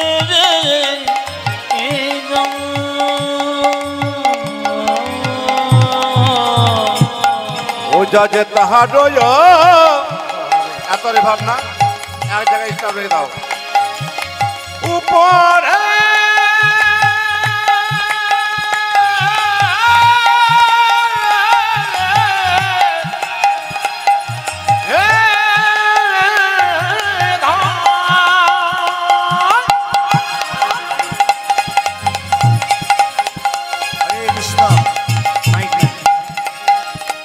যদি পাখি ও যে বিষের জ্বালাই তে জয়ে প্রাণ দেখিলাম বিশি জনম তে জয় প্রাণ ও যে বিষের জ্বালাই তে জয়ে প্রাণ দেখলাম পিছনে জ্বালায় জয় প্রাণ আমরা কোনো অপরাধ করি নাই প্রভু আমরা কোনো অপরাধ করি নাই প্রভু অপরাধ করি নাই প্রভু আমরা কোনো আরে করি নাই প্রভু আমরা কোনো অপরাধ করি নাই প্রভু বিষের জ্বালাই প্রাণ হারালাম কোনো অপরাধ করি নাই প্রভু ওগো বিশের জনাই প্রাণে হরণ আমি কোনো অপরাধ করি না প্রভু বিচির জানায় পানা ওগো খারালাম কোনো অপরাধ করি না প্রভু বিচির জানায় পানা খারালাম কোনো অপরাধ করি না প্রভু কোনো অপরাধ করি নাই প্রভু বিশে জনাই তে জয়ে প্রাণ প্রাণ সবাই মিলে একবার মাতা কালিকা দেবীর নামে একটু জয়ধ্বনি দিন কালী মাতা কি ভক্তবৃন্দ বাবারা যারা এসছেন মায়েরা যারা এসছেন একটু জোরে মাইক তুমি চালাতে পারছো না রাধা রানী কি শ্যাম সুন্দর কি মদন মোহন কি হরিবাসর কি সাধুগুরু বৈষ্ণব কি কালিকা মাতা কি আচ্ছা বাবা সবাই মন দিয়ে শুনবেন আমি আপনাদের বলতে চাই এত বয়স্ক মানুষরা এসছেন আপনারা এসছেন সবাইকে বলবো হিন্দু ধর্মের মধ্যে বিবাদ নয় সুবাদ করুন এই কথাগুলো শুনবেন শাস্ত্রের কথা রেফারেন্স দিয়ে বলে দেবো কোথায় কী লেখা আছে বিবাদ নয় সুবাদ করুন আমি একটা প্রমাণ দিই মা কালীর পুজো অনেকে করে বলে কিছু কিছু কৃষ্ণ ভক্ত মানুষ দেখবেন মা কালীর পুজো করে না তারা কি বলে আমরা কালী পুজো করি না আমরা কৃষ্ণ পুজো করি আমরা কালীর প্রসাদ পাই না আমরা কৃষ্ণের প্রসাদ পাই দেখে নেবেন আমি প্রমাণ দেখেছি আমার গ্রামে দুর্গা পুজো হচ্ছে 100 জন মা পুষ্পাঞ্জলি দেবে মাকে পুষ্পাঞ্জলি দেবে সবাই মিলে দাঁড়িয়ে আছে পুষ্পাঞ্জলি দেওয়া হয়ে গেল প্রসাদ দিচ্ছে একজন কৃষ্ণ ভক্ত বয়স্ক মানুষ নামের ঝোলা নিয়ে রাস্তা দিয়ে পেরোচ্ছে মাকে প্রণাম করলো না মায়ের প্রসাদ নিল না এমনকি মাকে পর্যন্ত দেখলো না তখন মেয়েটি আমাকে জিজ্ঞেস করলো আপনি তো কীর্তন করছেন আপনি বুঝিয়ে দিন আমরা মা দুর্গাকে পুষ্পাঞ্জলি দিলাম আমরা কি অন্যায় করলাম বললাম কেন অন্যায় করবেন আপনারা তো ঠিক করেছেন এই দেখেন মা দুর্গাকে পুষ্পাঞ্জলি দিলেন ঠিক করেছেন তো বলছে তাহলে কাকাবাবু যে পেরিয়ে গেল মাকে দেখলো না ও কাকাবাবুকে জিজ্ঞেস করুন উনি কী বলছেন মেয়েটি কাকাবাবুকে বললো কাকাবাবু আপনি যে মা দুর্গার মন্দিরে পেরিয়ে গেলেন তা মাকে প্রণাম করলেন না কেন মায়ের প্রসাদ তো দূরের কথা মাকে দেখলেন না কেন তখন কাকাবাবু বলছে আমি তো কৃষ্ণের প্রসাদ পাই আমি তো মা দুর্গার প্রসাদ পাই না আমরা দেবদেবীকে প্রণাম করি না আমরা কৃষ্ণকে প্রণাম করি আমরা অন্য কিছু দেবদেবী মানতে চাই না আমরা কৃষ্ণ আসল ঈশ্বর পরমকৃষ্ণ সচ্চিদানন্দ বিগ্রহ অনাদির আদি গোবিন্দ সর্বকারণে কারণম ইনি বলে চলে গেলেন এখন আমি আপনাদের সমাধান করতে চাই যিনি বলছেন যে মা কালীর পুজো করব না আমি কৃষ্ণের পুজো করব যিনি বলছেন আমি মা দুর্গার পুজো করব না আমি কৃষ্ণের পুজো করব তাকে বলবেন মহাভারতের ভীষ্ম পর্ব যারা পড়াশুনো করেন আমার কাছ থেকে জেনে নিন মহাভারতের ভীষ্ম পর্ব 23 নম্বর অধ্যায় 2 নম্বর শ্লোকে পরিষ্কার করে কৃষ্ণ অর্জুনকে বলছে অর্জুন তুমি যদি কুরুক্ষেত্রের যুদ্ধে জয়ের শিরোপা নিতে চাও, তুমি যদি কুরুক্ষেত্রের যুদ্ধে জিততে চাও, তবে মা দুর্গার স্তব করো। এবং অর্জুন কৃষ্ণের কাছে মা দুর্গার স্তব করেছিল, তারপর কৃষ্ণ অর্জুনকে গীতার জ্ঞান দিয়েছিল। তার আগে কৃষ্ণ অর্জুনকে গীতার জ্ঞান দেয় নাই। পড়ে নেবেন মহাভারতের ভীষ্ম পর্ব, আবার বলে দিলাম 23 নম্বর অধ্যায় 2 নম্বর শ্লোক। তাহলে যারা বলে বলে বেড়াচ্ছে আমরা মা কালীর পুজো করি না, মা দুর্গার পুজো করি না, ওদেরকে বুঝিয়ে দেবেন ভগবান কৃষ্ণ নিজে অর্জুনকে বলেছে তুমি মা দুর্গার স্তব করো। 2 নম্বর প্রমাণ, সবাই লক্ষ্য করুন, ভাগবত মহাপুরাণ যারা পড়বেন, ভাগবত মহাপুরাণ 10ম স্কন্দ পরিষ্কার করে বলতে চাইছে যে ব্রজগোপীরা হেমন্ত মাসের প্রথমে কি করেছিল, এক মাস ধরে একবেলা হবিষান্ন করে মা কাত্যায়নীর পুজো করেছিল। তাহলে যদি ব্রজগোপীরা কৃষ্ণকে প্রিয়তমা মনে করত আর নিজেকে প্রিয়তমা মনে করত, তারা যদি কৃষ্ণের পুজো করতে পারে, তাহলে আমরা কেন করতে পারি না? তাদেরকে বলবেন বিবাদ ছড়াবেন না, আগে শাস্ত্র পড়ুন, নইলে হিন্দু সনাতন ধর্ম এইভাবে নষ্ট হয়ে যাবে। তৃতীয় প্রমাণ দিয়ে দিই আপনাদের, জেনে নিন। তৃতীয় প্রমাণ হচ্ছে আবার ভাগবত মহাপুরাণী বলছে ভগবান শ্রীকৃষ্ণের 16,108টা স্ত্রী ছিল, তার মধ্যে 8 জন মহিষী প্রধান, তার মধ্যে রুক্মিণী দেবী প্রধান। রুক্মিণী দেবী, ভাগবত মহাপুরাণ বলছে রুক্মিণী দেবী একবারে সরাসরি একজন ব্রাহ্মণের কাছ থেকে মা দুর্গার প্রসাদ গ্রহণ করেছিল। তাহলে যিনি কৃষ্ণের স্ত্রী তিনি যদি মা দুর্গার প্রসাদ গ্রহণ করতে পারে, তাহলে আমরা কেন করতে পারি না? আবার বিষ্ণু পুরাণের 5ম অংশে ভগবান শ্রীকৃষ্ণ মা দুর্গাকে বললেন, দুর্গা দেবী আমি নিজে গ্যারান্টি নিলাম কি ঘর থেকে বেরোনোর সময় কোনো গৃহী বা সংসারী ভক্ত যদি দুর্গা দুর্গা বলে ঘর থেকে বেরোয়, আর বাড়ি ঢোকার সময় যদি দুর্গা দুর্গা বলে ঘরে ঢোকে, তার সমস্ত মঙ্গলের দায়িত্ব আমি নিজে নিলাম। কৃষ্ণ বিষ্ণু পুরাণ 5ম অংশে নিজের মুখে মা দুর্গাকে বলছেন, যদি কোনো গৃহী, যদি কোনো সংসারী ভক্ত ঘর থেকে বেরোনোর সময় দুর্গা দুর্গা বলে বেরোয় আর ঘর ঢুকবার সময় দুর্গা দুর্গা বলে ঢোকে, তার সমস্ত মঙ্গলের দায়িত্ব কৃষ্ণ নিজে নিলেন। তাহলে যারা বলছে আমরা কৃষ্ণ পুজো করি, আমরা মায়ের পুজো করি না, তাদেরকে বুঝিয়ে দেবেন, শাস্ত্র পড়তে বলবেন, বিভেদ ছড়াবেন না, বিবাদ ছড়াবেন না। মহাপ্রভু ওই বিভেদ ছড়ায়নি, মহাপ্রভু সবাইকে এক করতে চেয়েছিল। মায়েরা, ভগবান শ্রীকৃষ্ণ কালিয়নাগকে দমন করবে বলে আজকে দাদা বলাইয়ের জন্মদিন, তো তাই আজকে সুযোগ পেয়ে গেছে, দাদা তো যাবে না, আজকে দাদা তো যাবে না, তাই আমি কি করব, এই সুযোগে কালিনাগকে দমন করব।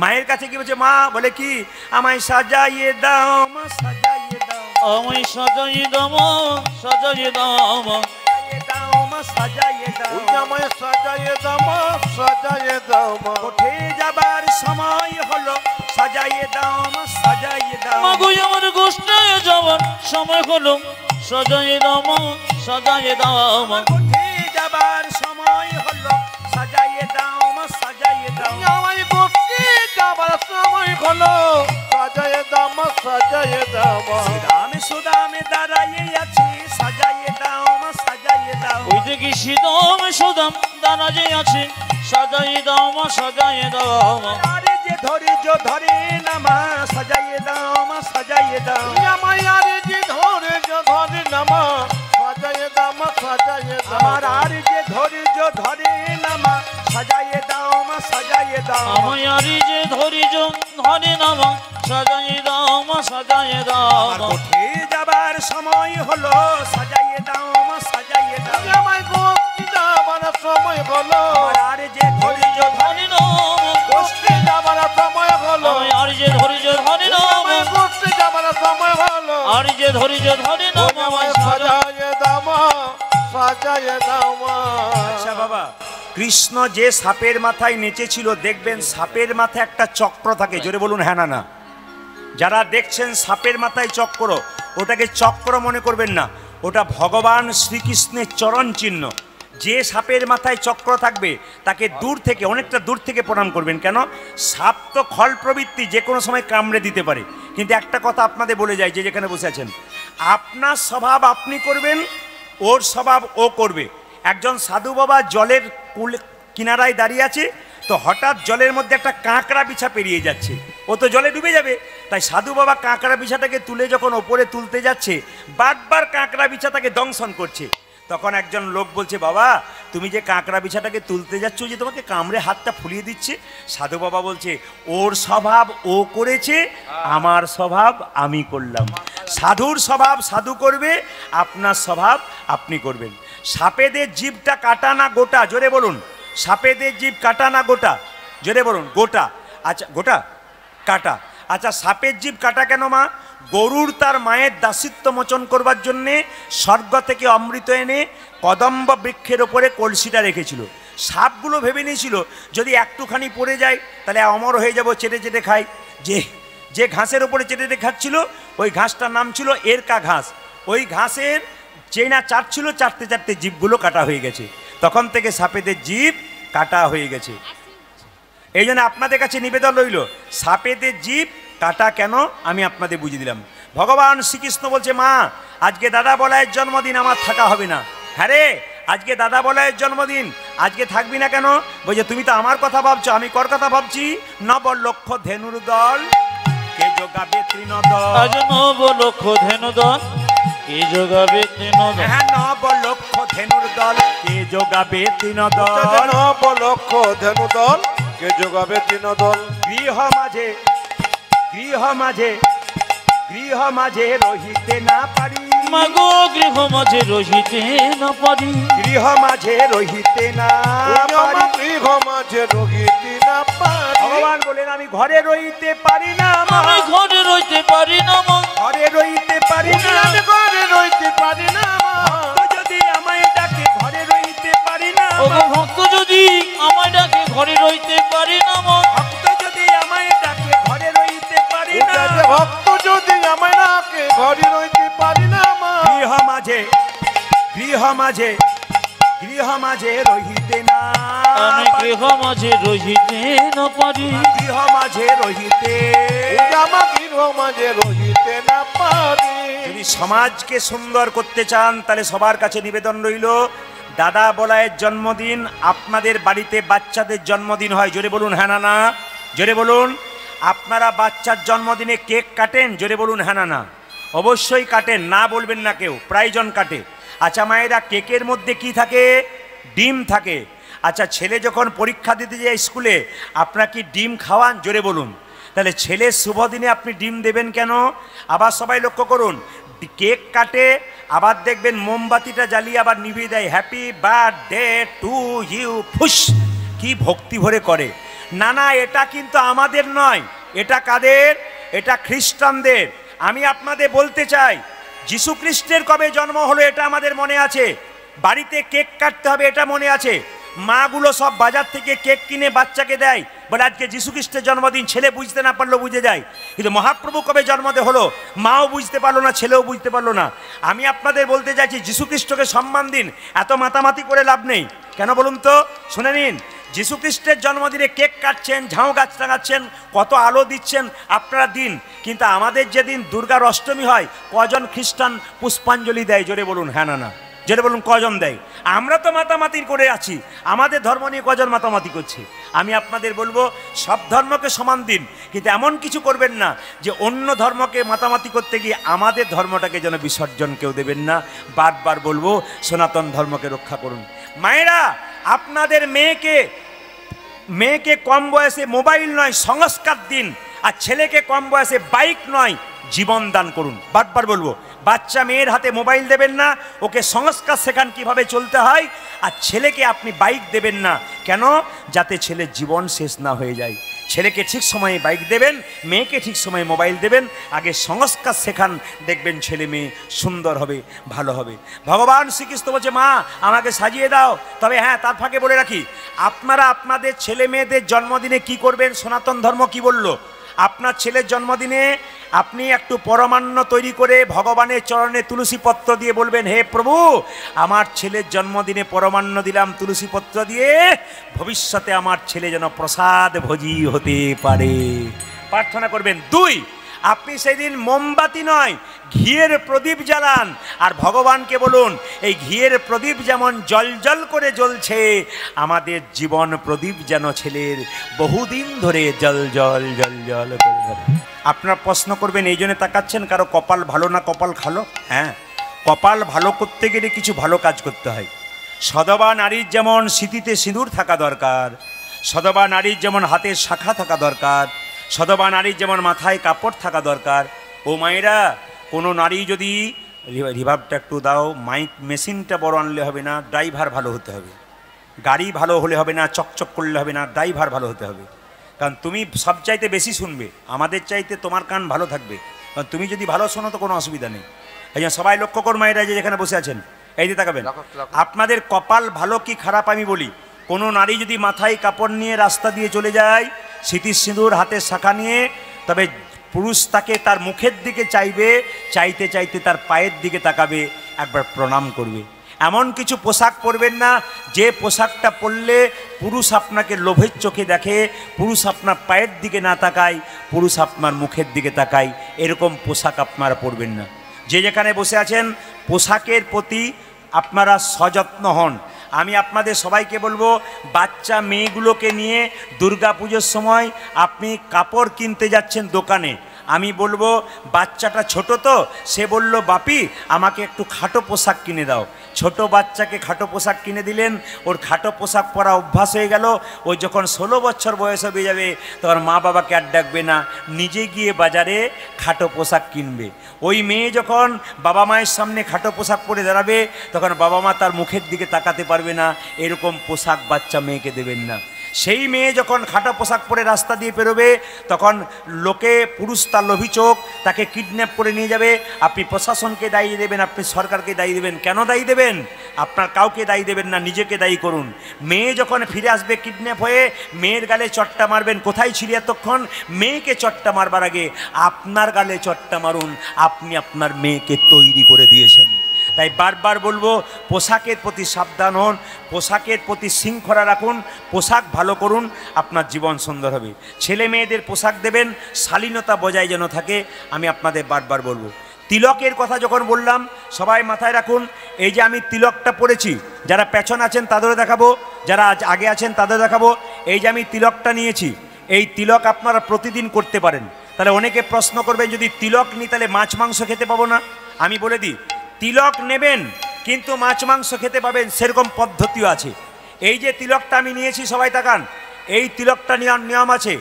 আপনি মা কালী পুজো হচ্ছে, কোনো ব্রাহ্মণ পুজো করছে, আপনি যদি বলেন ব্রাহ্মণ ঠাকুরকে, বাবা একটু সিঁদুরের ফোঁটা দিয়ে দাও তো, ব্রাহ্মণ কিন্তু আপনাকে অন্য কোনো আঙুলে সিঁদুর দেবে না।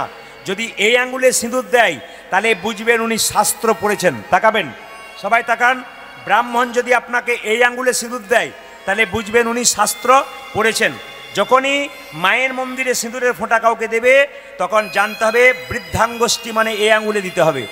আপনার বাড়িতে কেউ মরে গেছে কিংবা আপনার বাড়ির পাশে কেউ মরে গেছে, মৃত্যুর সময় তার কপালে একটা তিলক করে দিতে হয়। আপনি কোন আঙুলে তিলক করবেন জেনে নিন। বাড়ির পাশে কেউ মরে গেলে আপনি তাকে তর্জনী এই আঙুল দিয়ে তিলকটা করে দেবেন। আপনি নিজেকে কোন আঙুলে তিলক করবেন? যখন নিজেকে তিলক করবেন তখন এই মধ্যমা, সবাই তাকান, এই মধ্যমা দিয়ে কিন্তু তিলক করবেন। বাড়িতে যারা তিলক করবেন সবসময় মধ্যমা এই আঙুলে, এই আঙুলটাতে কাকে তিলক দেবেন? ভগবান কৃষ্ণের চরণে দেবেন, আপনার গুরুদেবের চরণে দেবেন। এই আঙুলটার নাম অনামিকা, এটা ভগবান বিষ্ণুর আঙুল। প্রশ্ন করবেন এটা অনামিকা কেন? যারা গুরুমন্ত্র নিয়েছেন, দীক্ষা নিয়েছেন, তারা তাকান, তারা যখনই মন্ত্র ভজন করেন এই আঙুল থেকে ভজন করা হয়। এই আঙুলটা ভগবানের আঙুল, ওই জন্য ভগবানের চরণে এই আঙুলে তিলক দিতে হয়, আর ভগবান গুরুদেবের চরণে এই আঙুলে তিলক দিতে হয়। আর দেখবেন মায়েরা, এই আঙুলে কাকে তিলক দেয়? ভাইয়ের কপালে দিলাম ফোঁটা, জমের দুয়ারে পড়ল ফোঁটা, আমি দিই যমুনা দেয় জমকে ফোঁটা, আমি দিই আমার ভাইকে ফোঁটা। যদি কেউ মনে করেন যে তিলক নেব কিন্তু খেতে পাবো না, শাস্ত্র বিধান দিয়েছে আপনারা জল তিলক নেবেন। সবাই তাকান, জল তিলক সবাই নিতে পারেন, যা খাবেন খাবেন, কিন্তু জল তিলক সবাই নিতে পারেন। সবাই তাকান, জল তিলক যে নেবেন, আপনি হাতে জল নেবেন, জল নিয়ে আপনি এরকম করে নিয়ে জল তিলক নিয়ে নেবেন। কেউ দেখতে পাবে না কিন্তু জল তিলক হবে, কেউ আপনাকে কিছু বলতেও পাবে না। আপনি অভ্যাসটা করুন, আপনি লাইনে দাঁড়ান তবে তো ডাকটা পাবেন। তাই বারবার নিবেদন রইল আপনার সবসময় জল তিলক করবেন। যারা তিলক করেন না, বাবারা যারা করেন তাদের কথা বাদ দিয়ে দিন, তারা তো সবসময় করবে। যারা করেন না তা মায়েদেরকে বলবো প্রতিদিন জল তিলক করুন। যদি মনে করেন তিলকের ফোঁটা একটু নেবো, তাহলে আপনাকে তুলসী গাছে জল দিয়ে তুলসী গাছের মাটি থেকে একটু করে ফোঁটা আপনার বাচ্চাকে দিন। এইবার বলে দিই, বাড়ির যে ছোট ছোট বাচ্চা আছে তাকে মানুষ করতে গেলে মায়েদের কর্তব্য আছে। সকালবেলায় ঘুম থেকে উঠে বাচ্চা ছেলেকে বলবেন, খোকা আগে তুই মন্দিরে প্রণাম করে আয়, তোর দাদু ঠাকুমাকে প্রণাম কর, আমাকে আর তোর বাবাকে প্রণাম কর। এরকম সংস্কার যদি বাচ্চাকে শেখান, আপনার ছেলে ভবিষ্যতে কৃষ্ণ ভক্ত হবে। আপনি গর্ব করে বলতে পারবেন, আমি চোরের মা নই, আমি ডাকাতের মা নই, আমি ভক্তের মা। আমি চোর জন্ম দিই নাই, আমি ভক্ত জন্ম দিয়ে পৃথিবীতে গেলাম। যে মা ভক্ত সন্তান জন্ম দেয় তার গর্ভটার নাম হচ্ছে রত্নগর্ভা। তো মায়েরা রত্নগর্ভা হন, যেন আপনি ভালো সন্তান পৃথিবীতে জন্ম দিতে পারেন। ভগবান শ্রীকৃষ্ণ বলছে, মা আমাকে সাজিয়ে দাও। বাবা কিভাবে সাজাবো? শোনো, অলকা তিলকা তো হলো, আর কিভাবে সাজাবে? এই দেখো সবাই তাকাও। তাই মা যাতে রাগ না করে, আপনারা মায়ের মন্দিরে যাচ্ছেন, আমি সবাইকে দেখতে পাচ্ছি। আমাকে যখন বাবা নিয়ে গেলেন মায়ের মন্দিরে, আমি তখন দেখতে পেলাম অনেকেই প্রণাম করছেন, সবাই প্রণামটা ভুল করে করছেন। আমি দাঁড়িয়ে দাঁড়িয়ে দেখলাম যতজন প্রণাম করছে সব প্রণাম ভুল করে করছে। শাস্ত্রের নিয়মে প্রণাম করুন, আপনাদের লাভ আছে। শুনে নেবেন, যখন দেবতার মন্দিরে প্রণাম করবেন, মা কালী, মা মনসা, মা দুর্গা, দেবদেবীর মন্দিরে, তখন তাকে ডান দিকে রেখে প্রণাম করবেন। তাহলে মা এদিকে মুখ করে আছে, আপনি সোজা প্রণাম করতে পারবেন না, আপনাকে ডান দিকে রেখে প্রণাম করতে হবে। 2, ভগবান কৃষ্ণ, বিষ্ণু, নারায়ণ, নিত্যানন্দ, মহাপ্রভু, অদ্বৈত, শ্রীবাস, গদাধর, ইনাদেরকে প্রণাম করবেন সবসময় বাঁ দিকে রেখে। সাধুগুরু বৈষ্ণবকে প্রণাম করবেন সবসময় সম্মুখে রেখে। মায়েরা কোনোদিন মন্দিরে সাষ্টাঙ্গে দণ্ডবত হয়ে প্রণাম করতে পারবেন না। আমার বাবারা পারবেন, আমরা পারবো। দণ্ডবত মানে কি? লম্বা হয়ে লাঠির মতো প্রণাম। দণ্ড মানে লাঠি, লাঠির মতো প্রণাম। তাকান, আপনার দণ্ডবত হয়ে প্রণাম করবেন কেন? দেখুন, আগেকার নিয়ম ছিল, দেখুন মহাপ্রভুর সঙ্গে যারা আছেন অদ্বৈত, শ্রীবাস, গদাধর, সবার গলায় কিন্তু একটা করে উর্নি আছে, এবং ভক্তগণ যারা ছিলেন তাদের বুকটা কিন্তু খোলা ছিল। পুরুষ যখন উপর হয়ে প্রণাম করবে, জামা পরে নয়, তখন তাকে বুকটা খুলে রেখে প্রণাম করতে হবে। কেন? চরণধুলি যেন বক্ষের ওপরে পায়। এই জন্যে যখনই আমরা সাষ্টাঙ্গে প্রণাম করব, মাথায় থাকতে হবে যেন আমাদের জামা আড়াল না থাকে, গেঞ্জি আড়াল না থাকে, কিচ্ছু আড়াল না থাকে। কেন? আমাদের বুকটা যেন মাটির সঙ্গে মিশে যায়। সেটা যেমনি মায়েদের ক্ষেত্রে অসুবিধা আছে, মায়েরা পারবেন না, ওটা মায়েদের সম্ভব নয়। তাই মায়েরা পঞ্চাঙ্গে প্রণাম করবেন, হাঁটু গেড়ে প্রণাম করবেন, মাথা ঠেকিয়ে। 2 পা মাটিতে ঠিকলো, 2 হাত ঠিকলো, 4টা, একটা কপাল ঠিকলো, নি কটা হলো? পঞ্চাঙ্গে প্রণাম আপনারা মন্দিরে করলেন। সবাই লক্ষ্য করবেন, আগে জিনিসগুলো জেনে নিন। আচ্ছা মায়েরা, বাবা মাকে প্রণাম করবেন, সাধুগুরু বৈষ্ণবকে প্রণাম করবেন কি করে? সম্মুখে প্রণাম করবেন, সোজা প্রণাম করবেন। এবার বলি, মা কালী পুজো উপলক্ষে কীর্তন মায়ের সম্বন্ধে বলতে হবে। মায়ের কটা হাত? জোরে বলুন, জোরে বলুন, কটা হাত? অনেকে ভয়ে বলছে না, তাহলে 4টার জায়গায় 6টা থাকলেও থাকতে পারে বোধহয়। আচ্ছা, মায়ের কটা হাত? মায়ের 4টা। একবারে সাহস করে বলবেন, কোনো ভয় নেই। মায়ের কটা হাত? মায়ের 4টা হাত। নাকি? তাকান, এক হাতে কি বলছে? দে, দেবো। দেখে নেবেন, হাতগুলোর দিকে তাকাবেন। দে, দেবো। আজ কামনার বসে আসবি না, কে ঝুলছে দেখছিস? তোকেও কিন্তু আমি ঝুলিয়ে ছেড়ে দেবো। হ্যাঁ, এখানে জানতে হবে, মায়ের মন্দিরে কীর্তন শুনতে এসছেন, আগে জেনে নিন, মায়ের একটা হাত বলছে দে, ধর্ম দে। কি দেব? অর্থ দেব। আর যদি কামনার বসে ছুটে আসবি, আমার হাতে একজন ঝুলছে, আমার হাতে খড়গ আছে, তোকে আমি মুক্তি পাইয়ে দেবো। হ্যাঁ, আসলে মায়ের হাতে যে মুন্ডটা ঝুলছে, ওই মুন্ডটা হচ্ছে নিশুম্ভের মুন্ড। সবাই শুনে নিন, শুম্ভ নিশুম্ভ নামে 2 জন অত্যাচারী অসুর ছিল। মেয়েদেরকে মা জ্ঞান করতো না, মা দুর্গার দিকে কামনা বসে ছুটে যেত। আর যখনই মা দুর্গার দিকে ছুটে গেল, মা দুর্গা তার 3য় নয়ন থেকে করাল বদনী, উলাঙ্গিনী, খड्गধারিণী মা কালীর সৃষ্টি করলেন। যে যেখানে বসে আছেন, মা কালীর জন্ম কোথা থেকে সবাই জেনে নিন। যে যেখানে বসে আছেন, মা কালীর জন্ম কোথা থেকে? মা দুর্গার তৃতীয় নাম থেকে করাল বদনী, উলাঙ্গিনী, খड्गধারিণী মা কালীর জন্ম। মা নিশুম্বা শুম্বের মধ্যে নিশুম্ব অত্যাচারী ছিল, নিশুম্বের মস্তক ছেদন করে সেই রক্তটা মুখ পান করলো। আবার সেই রক্ত যাতে মাটিতে না পড়ে তার জন্যে শ্রীগালের মুখে দিল। কেন অসুরের রক্ত মাটিতে পড়তে দিল না? শাস্ত্র বলছে অসুরের রক্ত যত মাটিতে পড়বে তত আরও অসুর সৃষ্টি হবে। তাই মা প্রথমে রক্ত পান করলেন, তারপর শ্রীগালকে পান করতে দিলেন। আচ্ছা মায়ের একটু বলুন তো, মা যে জিভটা কেটে আছে এরকম করে দাঁত দিয়ে এটা কেন করে আছে? অনেকে বলে শিবের বুকে পা দিয়েছে তাই জিভ কেটে দিয়েছে। না, ওটা গেল বাইরের কথা। আসল কি, জিভ হচ্ছে লালসার প্রতীক।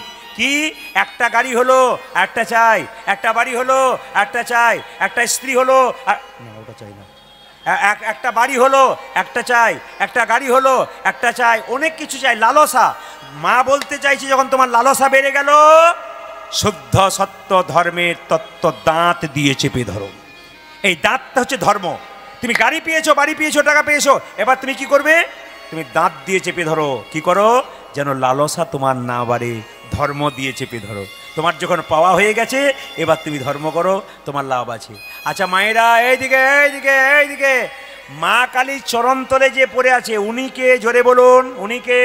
জোরে বলুন। শিব ঠাকুর, তাই তো? আচ্ছা শিবের সঙ্গে মা কালীর কি সম্পর্ক? শ্বশুর না ভাসুর? জোরে বলুন। ভাসুর। কোনটা বলুন? ভাসুর? হ্যাঁ। কি বলুন? শ্বশুর? আপনাদের কথা শুনতে পাচ্ছি না, 6-7 দিন খান নাই বোধহয়, এমন বলছেন। আমি তো অন্য জায়গায় কীর্তন করি, 12-14 হাজার মানুষ থাকে, এত সুন্দর জোর করে বলে কে কে ভাসুর, মানে কি যে শ্বশুর না ভাসুর, শ্বশুর ভাসুর না, এই করছেন খালি। না না, কি বলুন তো? আরে বাবা, স্বামী স্বামী, মা কালী, মা দুর্গার স্বামী যদি শিব হয়, তাহলে মা দুর্গার তৃতীয় নাম থেকে যদি মা কালীর জন্ম হয়, তার স্বামী কে হওয়া দরকার? জোরে বলুন। তার স্বামী শিব। আচ্ছা মায়েরা, তাহলে স্বামীর বুকে কে পা দিয়েছে? জোরে বলুন। জোরে এই যে জোরে বলুন, স্বামীর বুকে কে পা দিয়েছে? স্ত্রী। এই গানটি এক জায়গায় করেছি, মেদিনীপুরে কোনো একটা মেয়ে এসে বলছে, দাদা স্বামীর বুকে পা দেওয়া যায়? বলে কেন? আমার মাঝে মাঝে ইচ্ছে হয়। তোমার ইচ্ছা কেন হয়? বলছে আমার স্বামী মদ খেয়ে আমাকে মারধর করে, নিশ্চিত হয়ে শুয়ে পড়ে, আমার মনে হয় দিয়ে দিই, কিন্তু দিতে পারি না। বলে কেন? যদি কোনো গন্ডগোল হয় আমরা কাল থেকে আপনি অবশ্যই দেবেন, কিন্তু হার্টের ডাক্তারকে চেক করে দেবেন। কেন? কীরকম অবস্থায় যে দিলে যদি হরিবোল হয়ে যায়। মায়েরা, এই জন্য মায়ের তত্ত্বটুকু আপনাদের বলে দিলাম, আপনারা মায়ের তত্ত্ব জানতে পারলেন। ভগবান শ্রীকৃষ্ণ মা যশোদা কে প্রণাম করে বেরোচ্ছে, সবাই তাকান। মা তখন কি করছে? ছেলের বাম কনিষ্ঠ আঙুলে মা যদি দন্তাঘাত করে, ছেলের নাকি কোনো বিপদ হয় না। গোবিন্দ মায়ের কোল থেকে লাফিয়ে চলে যাচ্ছে, আর মা কি করছে? আঁচল ধরিয়া হাতে, আঁচল ধরিয়া হাতে, ফিরি সদা সাথে সাথে, দণ্ডে দণ্ডে 10-12 খাই মা। অচল ধরিয়া হাতে, ফিরে সদা সাথে সাথে, দ্বন্দ্বে দ্বন্দ্বে 10-12 খাই। বাম কনিষ্ঠাঙ্গুলে মা যদি দন্তাঘাত করে, ছেলে কোনো বিপদ হয় না। মা আঁচলটা হচ্ছে দিতে দিচ্ছে না কেন? আজকে দাদা বলায়ের জন্মদিন, আজকে যেতে দেবো কি করে? আঁচল ধরিয়া হাতে, ফিরে সদা সাথে সাথে, দণ্ডে দণ্ডে 10-12 খাই মা। আজ আচল ধরিয়া হাতে, ফিরি সদায় সাথে সাথে, দণ্ডে দণ্ডে 10-12 খায়। এহেন দুধের ছেলে বনেতে বিদায় দিলে, কেমনে ধরতে পারে মা? বল বল। এহেন দুধের ছেলে বনেতে বিদায় দিলে, কেমনে ধরিতে পারে মা? এহেন দুধের ছেলে বনেতে বিদায় দিলে, কেমনে ধরতে পারে মা? বল বল। আজ এহেন দুধের ছেলে বনেতে বিদায় দিয়ে, কেমনে ধরতে পারে বল। কেমন করে রইব বল? আমি কেমন করি রইব আমি কেমন করে রইব বল? আমি কেমন করে রইব বল?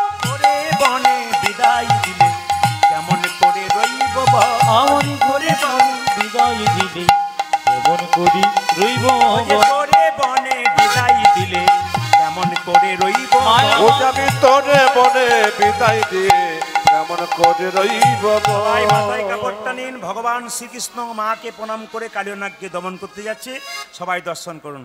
মাকে প্রণাম করছে। শ্রীরাম সুবল জিজ্ঞেস করছে, হ্যাঁ রে, আজকে দাদা বলায়ের জন্মদিন, তুই কোথায় যাবি? শনি রে সুবল, আমার মনেরও কথা কালী দহর রয়েছে যথা। আমার শরীরে সবার মনের কথা কালে দহগে রয়েছে যথা।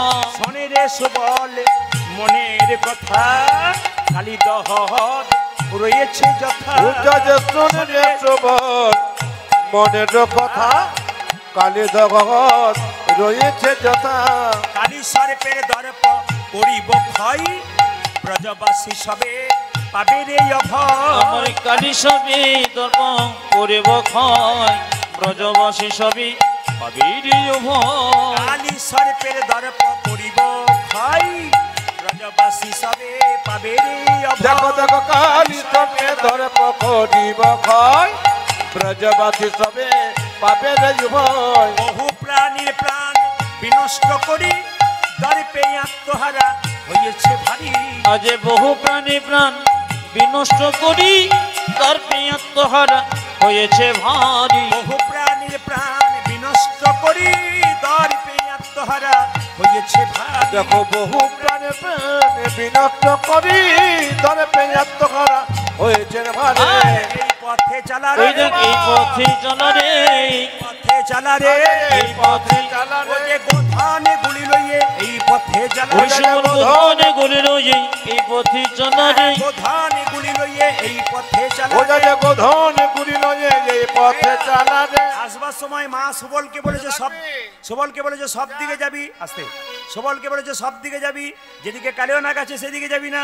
সুবলকে বলছে এই পথে চালা রে, এই পথে চলা রে, পথে চালা রে। তোমরা এই পথে চালা রে। ওই যে গোধানে গুলি লইয়ে এই পথে চালা রে। ওরি গোধনে গলি রয়ে এই পথে চলা রে। গোধানে গুলি লইয়ে এই পথে চালা রে। ওজা যে গোধন গুলি লয়ে এই পথে চালা রে। কৃষ্ণ বলছে না না ওই পথে যাব না না, না ওই পথে যাব না, ওই পথে যাব না। না না এই পথে যাব না। মা যশোদা করেছে মানা ওই পথে যাব না। আমার মা যশোদা করেছে মানা ওই পথে যাব না। মা যশোদা করেছে মানা ওই পথে যাব না। আজ মাঝে সদা করছে মানে ওই পথে যাব না। কৃষ্ণ চালাকি করে সুবলকে বলছে, সুবল আমায় দেখাইয়ে হে দিবি, আমায় দেখা যে দিবি রে, দেখাইয়ে হে দিবি। তুই আমায় দেখাই দিবি রে। কালির আগে দেখতে কেমন দেখাইয়ে হে দিবি, ওরে কালী নাকি দেখতে কেমন দেখা যে দিবি রে। কালির আগে দেখতে কেমন দেখাইয়ে হে দিবি। তুই যে কালি নাকি দেখতে কেমন দেখাই দিবি রে। নাক দেখিতে সাত দেখিতে দেখাইয়ে হে দিবি, আমার নাক দেখিতে সাত জাগিছে দেখা যে দিবি রে। আমার নাক দেখিতে সাত দেখিতে দেখাইয়ে হে দিবি। তুই আমায় নাক দেখেছি ছাদ দেখেছি দেখাই দিবি রে। কৃষ্ণ বলছে সুবল তোর ভয় করার কোনো কারণ নেই, আমি দেখে আসি, তোদেরকে ও বলিব, আমি তো দেখে হো বলিব, তোদেরকে ও বলিব। ওটা যে তোদেরকে ও বলিব। ওই যে কালির আগে দেখতে কেমন তোদেরকে ও বলিব, ওরে কালী নাকি দেখতে কেমন তো দেখে হো বলিব। ওই যে কালির আগে দেখতে কেমন নাক দেখিতে সাত ওরে দেখিতে, কালী নাকি দেখতে কেমন, সাত দেখিতে। ওরে কালী নাকি দেখতে আজ কেমন, নাক দেখেছি ছাদ ওরে দেখেছি। কালী নাকি দেখতে আজ কেমন, নাক দেখেছি ছাদ ওরে দেখেছি। কালী নাকি দেখতে আজ কেমন, নাক দেখেছি ছাদ আমি দেখেছি। তো দেখে হো বলিব। সবাই মিলে একবার হাত তুলুন, সবাই মিলে রাধা রানী কি, শ্যাম সুন্দর কি। রামকৃষ্ণ কি বলেছে? হাতে করো কাম তালি, হাতে করো কাম তালি দিয়ে, হাতে করো কাম। সবাই ভক্তি ভরে বসুন, সবাই ভক্তি বসুন, মাথায় কাপড়টা নিন, ভক্তি ভরে। হাতে করো কাম আরে মুখে বলো হরি, মানব জন্ম তোমার যাইবে। হাতে করো কাম আরে মুখে বলো হরি, মানব জন্ম তোমার যাইবে গতরি। এই যে হাতে করো কাম আরে মুখে বলো হরি, মানব জন্ম তোমার যাইবে গত। দেখো হাতে কর কামার মুখে বল হরি, মানব জন্ম তোমা যাইবে গতরি। ভাইরা, আচ্ছা আমাদের হিন্দুদের কটা করে হাত? তিনটে করে, একটা ডান হাত, একটা বাঁ হাত, একটা কি বলুন তো অজু হাত আছে না। দাদা কীর্তন শুনতে যাবেন না, আর বলবেন না সংসার করেছি, আমার কি কীর্তন শোনা হয়? সত্যি কি সংসার করেছেন? একবারে না, আমি করি নাই, আমার বাবা করে নাই, আমার দাদু করে নাই। কেন? কৃষ্ণ ভজিবাত্তরে জীব সংসারে আইনু। সংসার পাতা ছিল, সংসার আপনি করেন নাই। কে কে সংসার করেছেন হাত তুলুন তো। সব ব্রহ্মচারী নাকি? কই নাই সংসার কিয়া, সব সন্ন্যাস মান গিয়া কিয়া? আরে হাত তো উঠাই। ও মায়েরা, এই জন্য শাস্ত্র বলেছে সংসার সুখের হয় পুরুষের গুণে। বাবারে দেখুন পাওয়ার, দেখুন কত। যখন বললাম পুরুষের গুণে, যে ঘুমোচ্ছিল সে সংসার সুখের হয়। জেরে বলুন রমণীর গুণে। আচ্ছা, এক হাতে তালি ভাজে, সংসার সুখের হয় রমণীর গুণে, গুণবান স্বামী যদি, জেরে বলুন, থাকে তার সঙ্গে। হাত তালি দিন, হাত তালি দিন। হাতে কর কামার, মুখে বল হরি, মানব জন্ম তোমার যাইবে গতি। হজে হজে কর কাম আরে মুখে বলো হরি, মানব জন্ম তোমার যাইবে গতি। আমার মায়েদের কিন্তু একটা কাজ না করলে গোটা কাজটাই বেকার। শ্রীমদ্ ভাগবত গীতার ১০ম স্কন্দ ২৯তম অধ্যায় ভালো করে পড়ে নেবেন। শ্রীমদ্ ভাগবত গীতার ১০ম স্কন্দ ২৯তম অধ্যায় ভগবান শ্রীকৃষ্ণ নিজের মুখে বলছে, মায়েরা যতই কীর্তন করুন, হরিনাম করুন, একটা কাজ না করলে মায়েদের গোটাটাই বেকার হয়ে গেল। বলবো না, বাদ দিয়ে দেবো? না বলাই ভালো, বলবো না, না বলে দিয়ে যাব। বলছে যে স্ত্রী তার স্বামী সেবা করে তার কৃষ্ণ নাম করা হয়, আর যে স্বামী সেবা, বাবারে যেই না বলেছি স্বামী সেবা করে দুজন মা এরকম এরকম করছে, এরকম এরকম করছে। আবার আবার কালকে যেখানে গাইছিলাম বললাম স্বামী সেবা করতে হয়, তাহলে কীর্তন শোনা সার্থক হয়। স্বামী স্ত্রী দুজনে দাঁড়িয়ে আছে, আর যেই না বলেছি স্বামী সেবা করতে হয়, তখন স্ত্রীকে তার স্বামী বলছে চুপ কর, খালি খোঁচা খুঁচি, চুপ কর।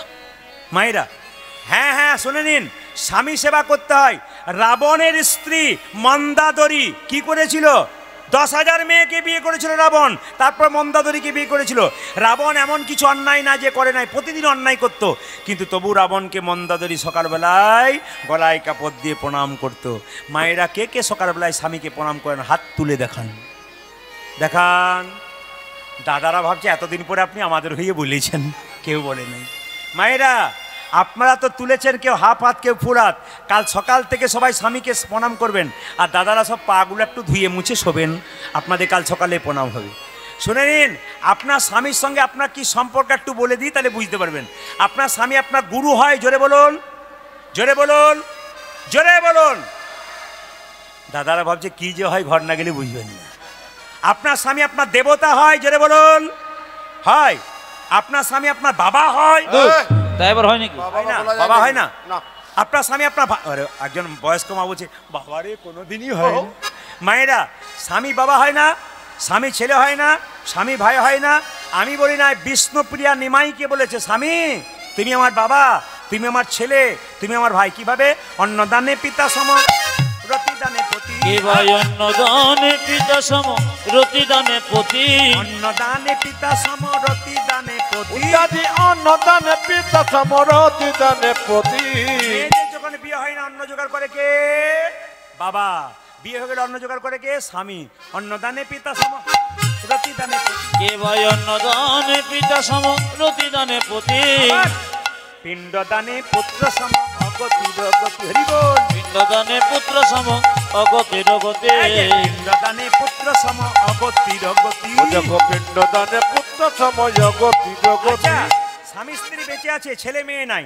স্বামী স্ত্রী বেঁচে আছে, ছেলে মেয়ে নাই, তাহলে যদি স্ত্রী আগে মরে যায়, কে পিণ্ড দেবে? স্বামী। স্বামী যখন পিণ্ড দেবে তখন ছেলের ভূমিকা গ্রহণ করবে। পিণ্ডদানে পুত্র সম, অগতির গতি। পিণ্ডদানে পুত্র সম, অগতির গতি। উপদেশে গুরুতুল্য, সেবাতে দেবতা। অগরগতি যশোদ সম, বিপদেতি ভ্রাতা। রোগেতে যত্ন সম, বিপদেতে ভ্রাতা। তোমাদের পতিপুত্র পতিপিতা, তোমাদের পতিপুত্র পতিপিতা। পতিপুত্র পতিপিতা। তোমাদের পতিপুত্র পতিপিতা। পতি হলো পরম দেবতা, পতিপুত্র পতিপিতা। ওগো পতি হলো পরম দেবতা, পতিপুত্র পতিপিতা। পতি হলো পরম দেবতা, পতিপুত্র পতিপিতা। ওগো পতি হলো পরম দেবতা, পতিপুত্র পতিপিতা। ওগো পতি হলো পরম দেবতা, পতিপুত্র পতিপিতা। তোমাদের পতিপুত্র পতিপিতা। সবাই মিলে রামকৃষ্ণের গানটা বাগান। হাতে কর কামার, মুখে বলো হরি, মানব জন্ম তোমার যাইবে গতি। হাতে করো কাম আরে মুখে বলো হরি, মানব জন্ম তোমার যাইবে গতরি। হাতে কর কামার, মুখে বলো হরি, মানব জন্ম তোমার যাইবে আজ হাতে কর কামার মুখে বলো হরি মানব জনম তোমা যাইবে গোতরে। ঈশ্বরচন্দ্র বিদ্যাসাগরে পড়ার জন্য আলো ছিল না, কোথা পড়েছিল সব তো আপনারা জানেন। ইচ্ছা থাকলে উপায় হয় না, যার ইচ্ছা আছে তার আবার হরিনাম করার উপায় নেই। রামকৃষ্ণদেব বলছে এক কাজ করো না, ঝাঁট দেবে আর হরিনাম করবে। কিরকম? হরে কৃষ্ণ কৃষ্ণ কৃষ্ণ হরে হরে, হরে রাম রাম রাম উলধ্বনি। জপ হরে কৃষ্ণ কৃষ্ণ কৃষ্ণ হরে হরে, হরে রাম রাম রাম হরে হরে। হরে কৃষ্ণ কৃষ্ণ কৃষ্ণ হরে হরে, হরে রাম রাম রাম হরে হরে। হরে কৃষ্ণ কৃষ্ণ কৃষ্ণ হরে হরে, হরে রাম রাম রাম হরে হরে। হাতে করো কামারে মুখে বলো হরি মানব জনম তোমার যাইবে গোতরি। হাতে করো কাম আরে মুখে বলো হরি মানব জনম তোমার যাইবে গোতরি। সংসারে থেকে ভগবানকে পাওয়া যায়, সংসারে বাইরে পাওয়া যায় না। একদিন নারদ মুনি ভগবানকে প্রশ্ন করলেন, প্রভু তোমার সবচাইতে বড় ভক্তকে? ভগবান বলছে, নারদ সংসারে থেকে যেটাকে সে বড় ভক্ত। নারদ বলছে, আমি দিন নাই রাত নাই নান নান করে মরি, আমি বড় ভক্ত হলাম না কেন? ভগবান বলছে, নারদ দেখবে প্রমাণ? বলে হ্যাঁ। নারদকে এক বাটি সর্ষের তেল দিয়েছে, কানায় কানায় পরিপূর্ণ। বলে 50 হাত যাবে, 50 হাত আসবে, এক ফোঁটা তেল যেন না পড়ে।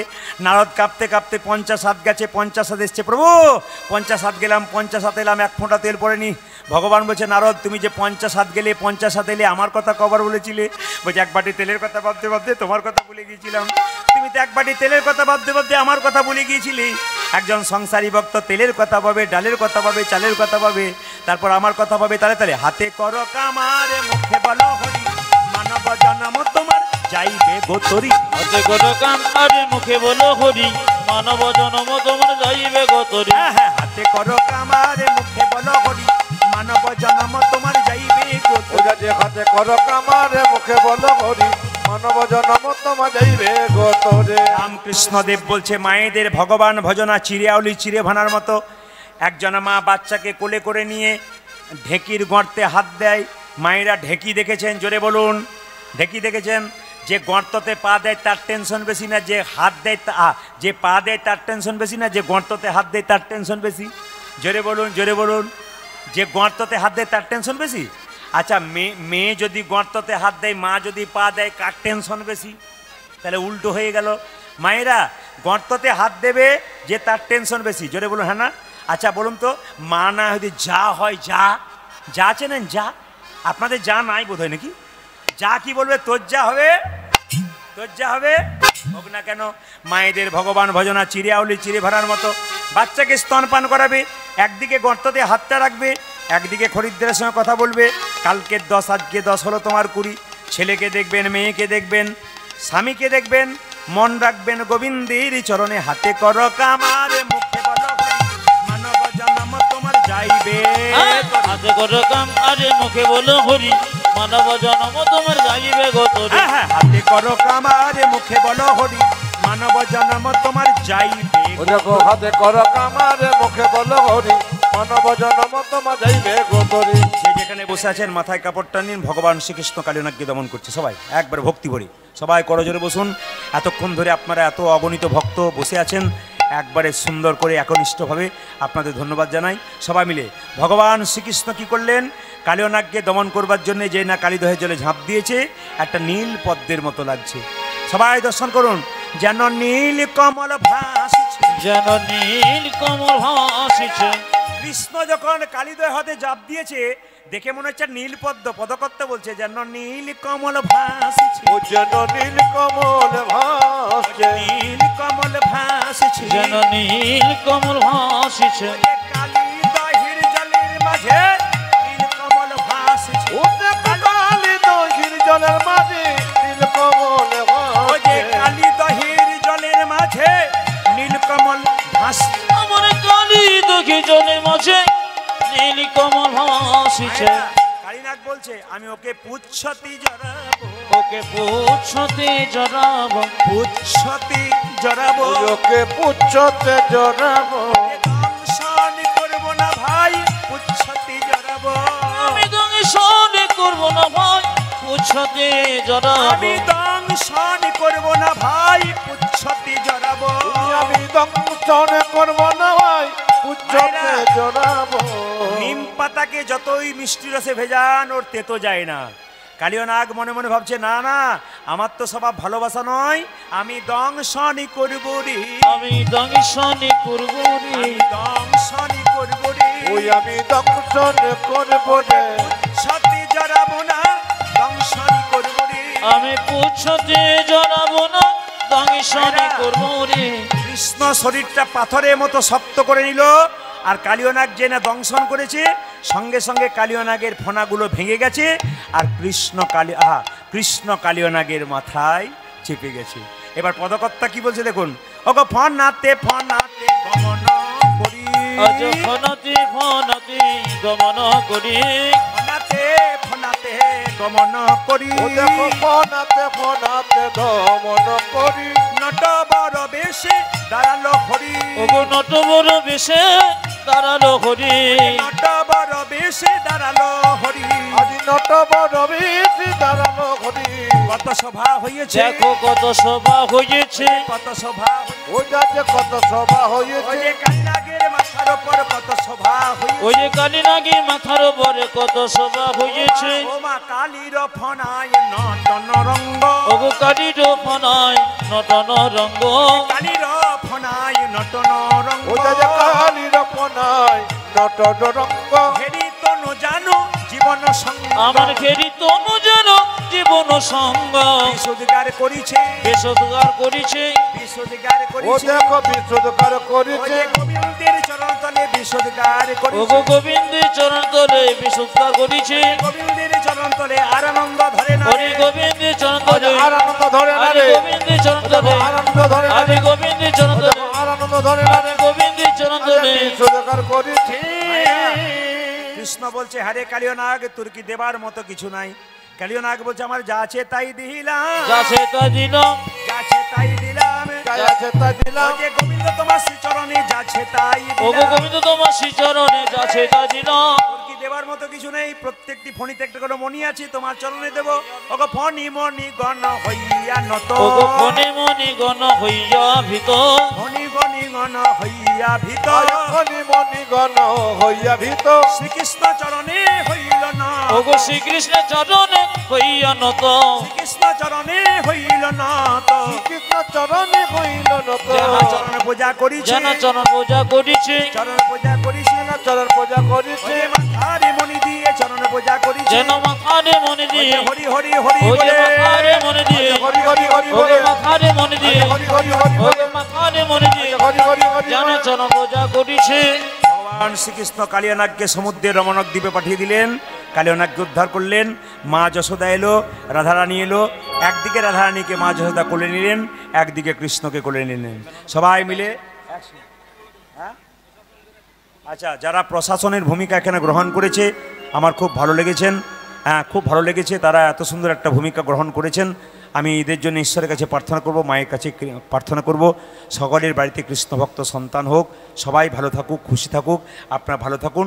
সবাই মিলে মাথায় কাপড়টা নিয়ে আসুন, রাধা গোবিন্দ যুগলে বসছে, সবাই মিলে একসঙ্গে হাততালি দিয়ে একটু গাইবো শ্যামলতনী, সবাই মিলে একসঙ্গে বসে বসে একসঙ্গে।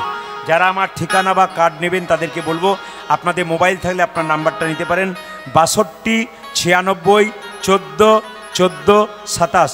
বারবার বলবো, যদি কারো আপনাদের কাছে মোবাইল থাকে আপনার নাম্বারটা লোড করতে পারেন, 62 96 14 14 27। আরেকবার বলে দিই, 62 96 14 14 27। খুব ভালো লেগেছে আপনাদের পরিবেশ, এত রাত্রি পর্যন্ত আপনারা কীর্তন শুনলেন, খুব খুশি। সবাই মিলে হাত তুলুন, সবাই তালি, সবাই মিলে দাঁড়িয়ে, সবাই দাঁড়িয়ে, সবাই দাঁড়িয়ে দাঁড়ান, সবাই দাঁড়ান, আনন্দ করে নেচে নেচে আনন্দ করে সবাই।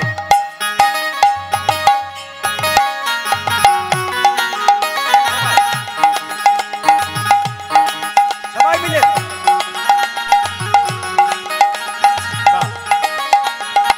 সবাই হাত তুলবেন। শ্যামল তনু যে হলো আবিরেতে লাল, আবিরেতে লাল, হোলি খেলেছে আমার ব্রজের গোপাল। শ্যামল তনু যে হলো আবির লাল, আবির লাল, হোলি খেলিছে আমার ব্রজের গোপাল। শ্যামল তনু যে হলো আবিরেতে লাল, আবিরেতে লাল, হোলি খেলেছে আমার ব্রজের গোপাল। দেখো শ্যামল তনু যে হলো আবিরেতে লাল, আবিরেতে লাল, হলি খেলিতে যাবা ভজর গোপাল সাথে লইয়ে শ্রীদাম সুদাম যত না রাখা ওগো সাথে লইয়ে সাথে লইয়ে শ্রীরাম সুদাম যত না রাখাল সাথে লইয়ে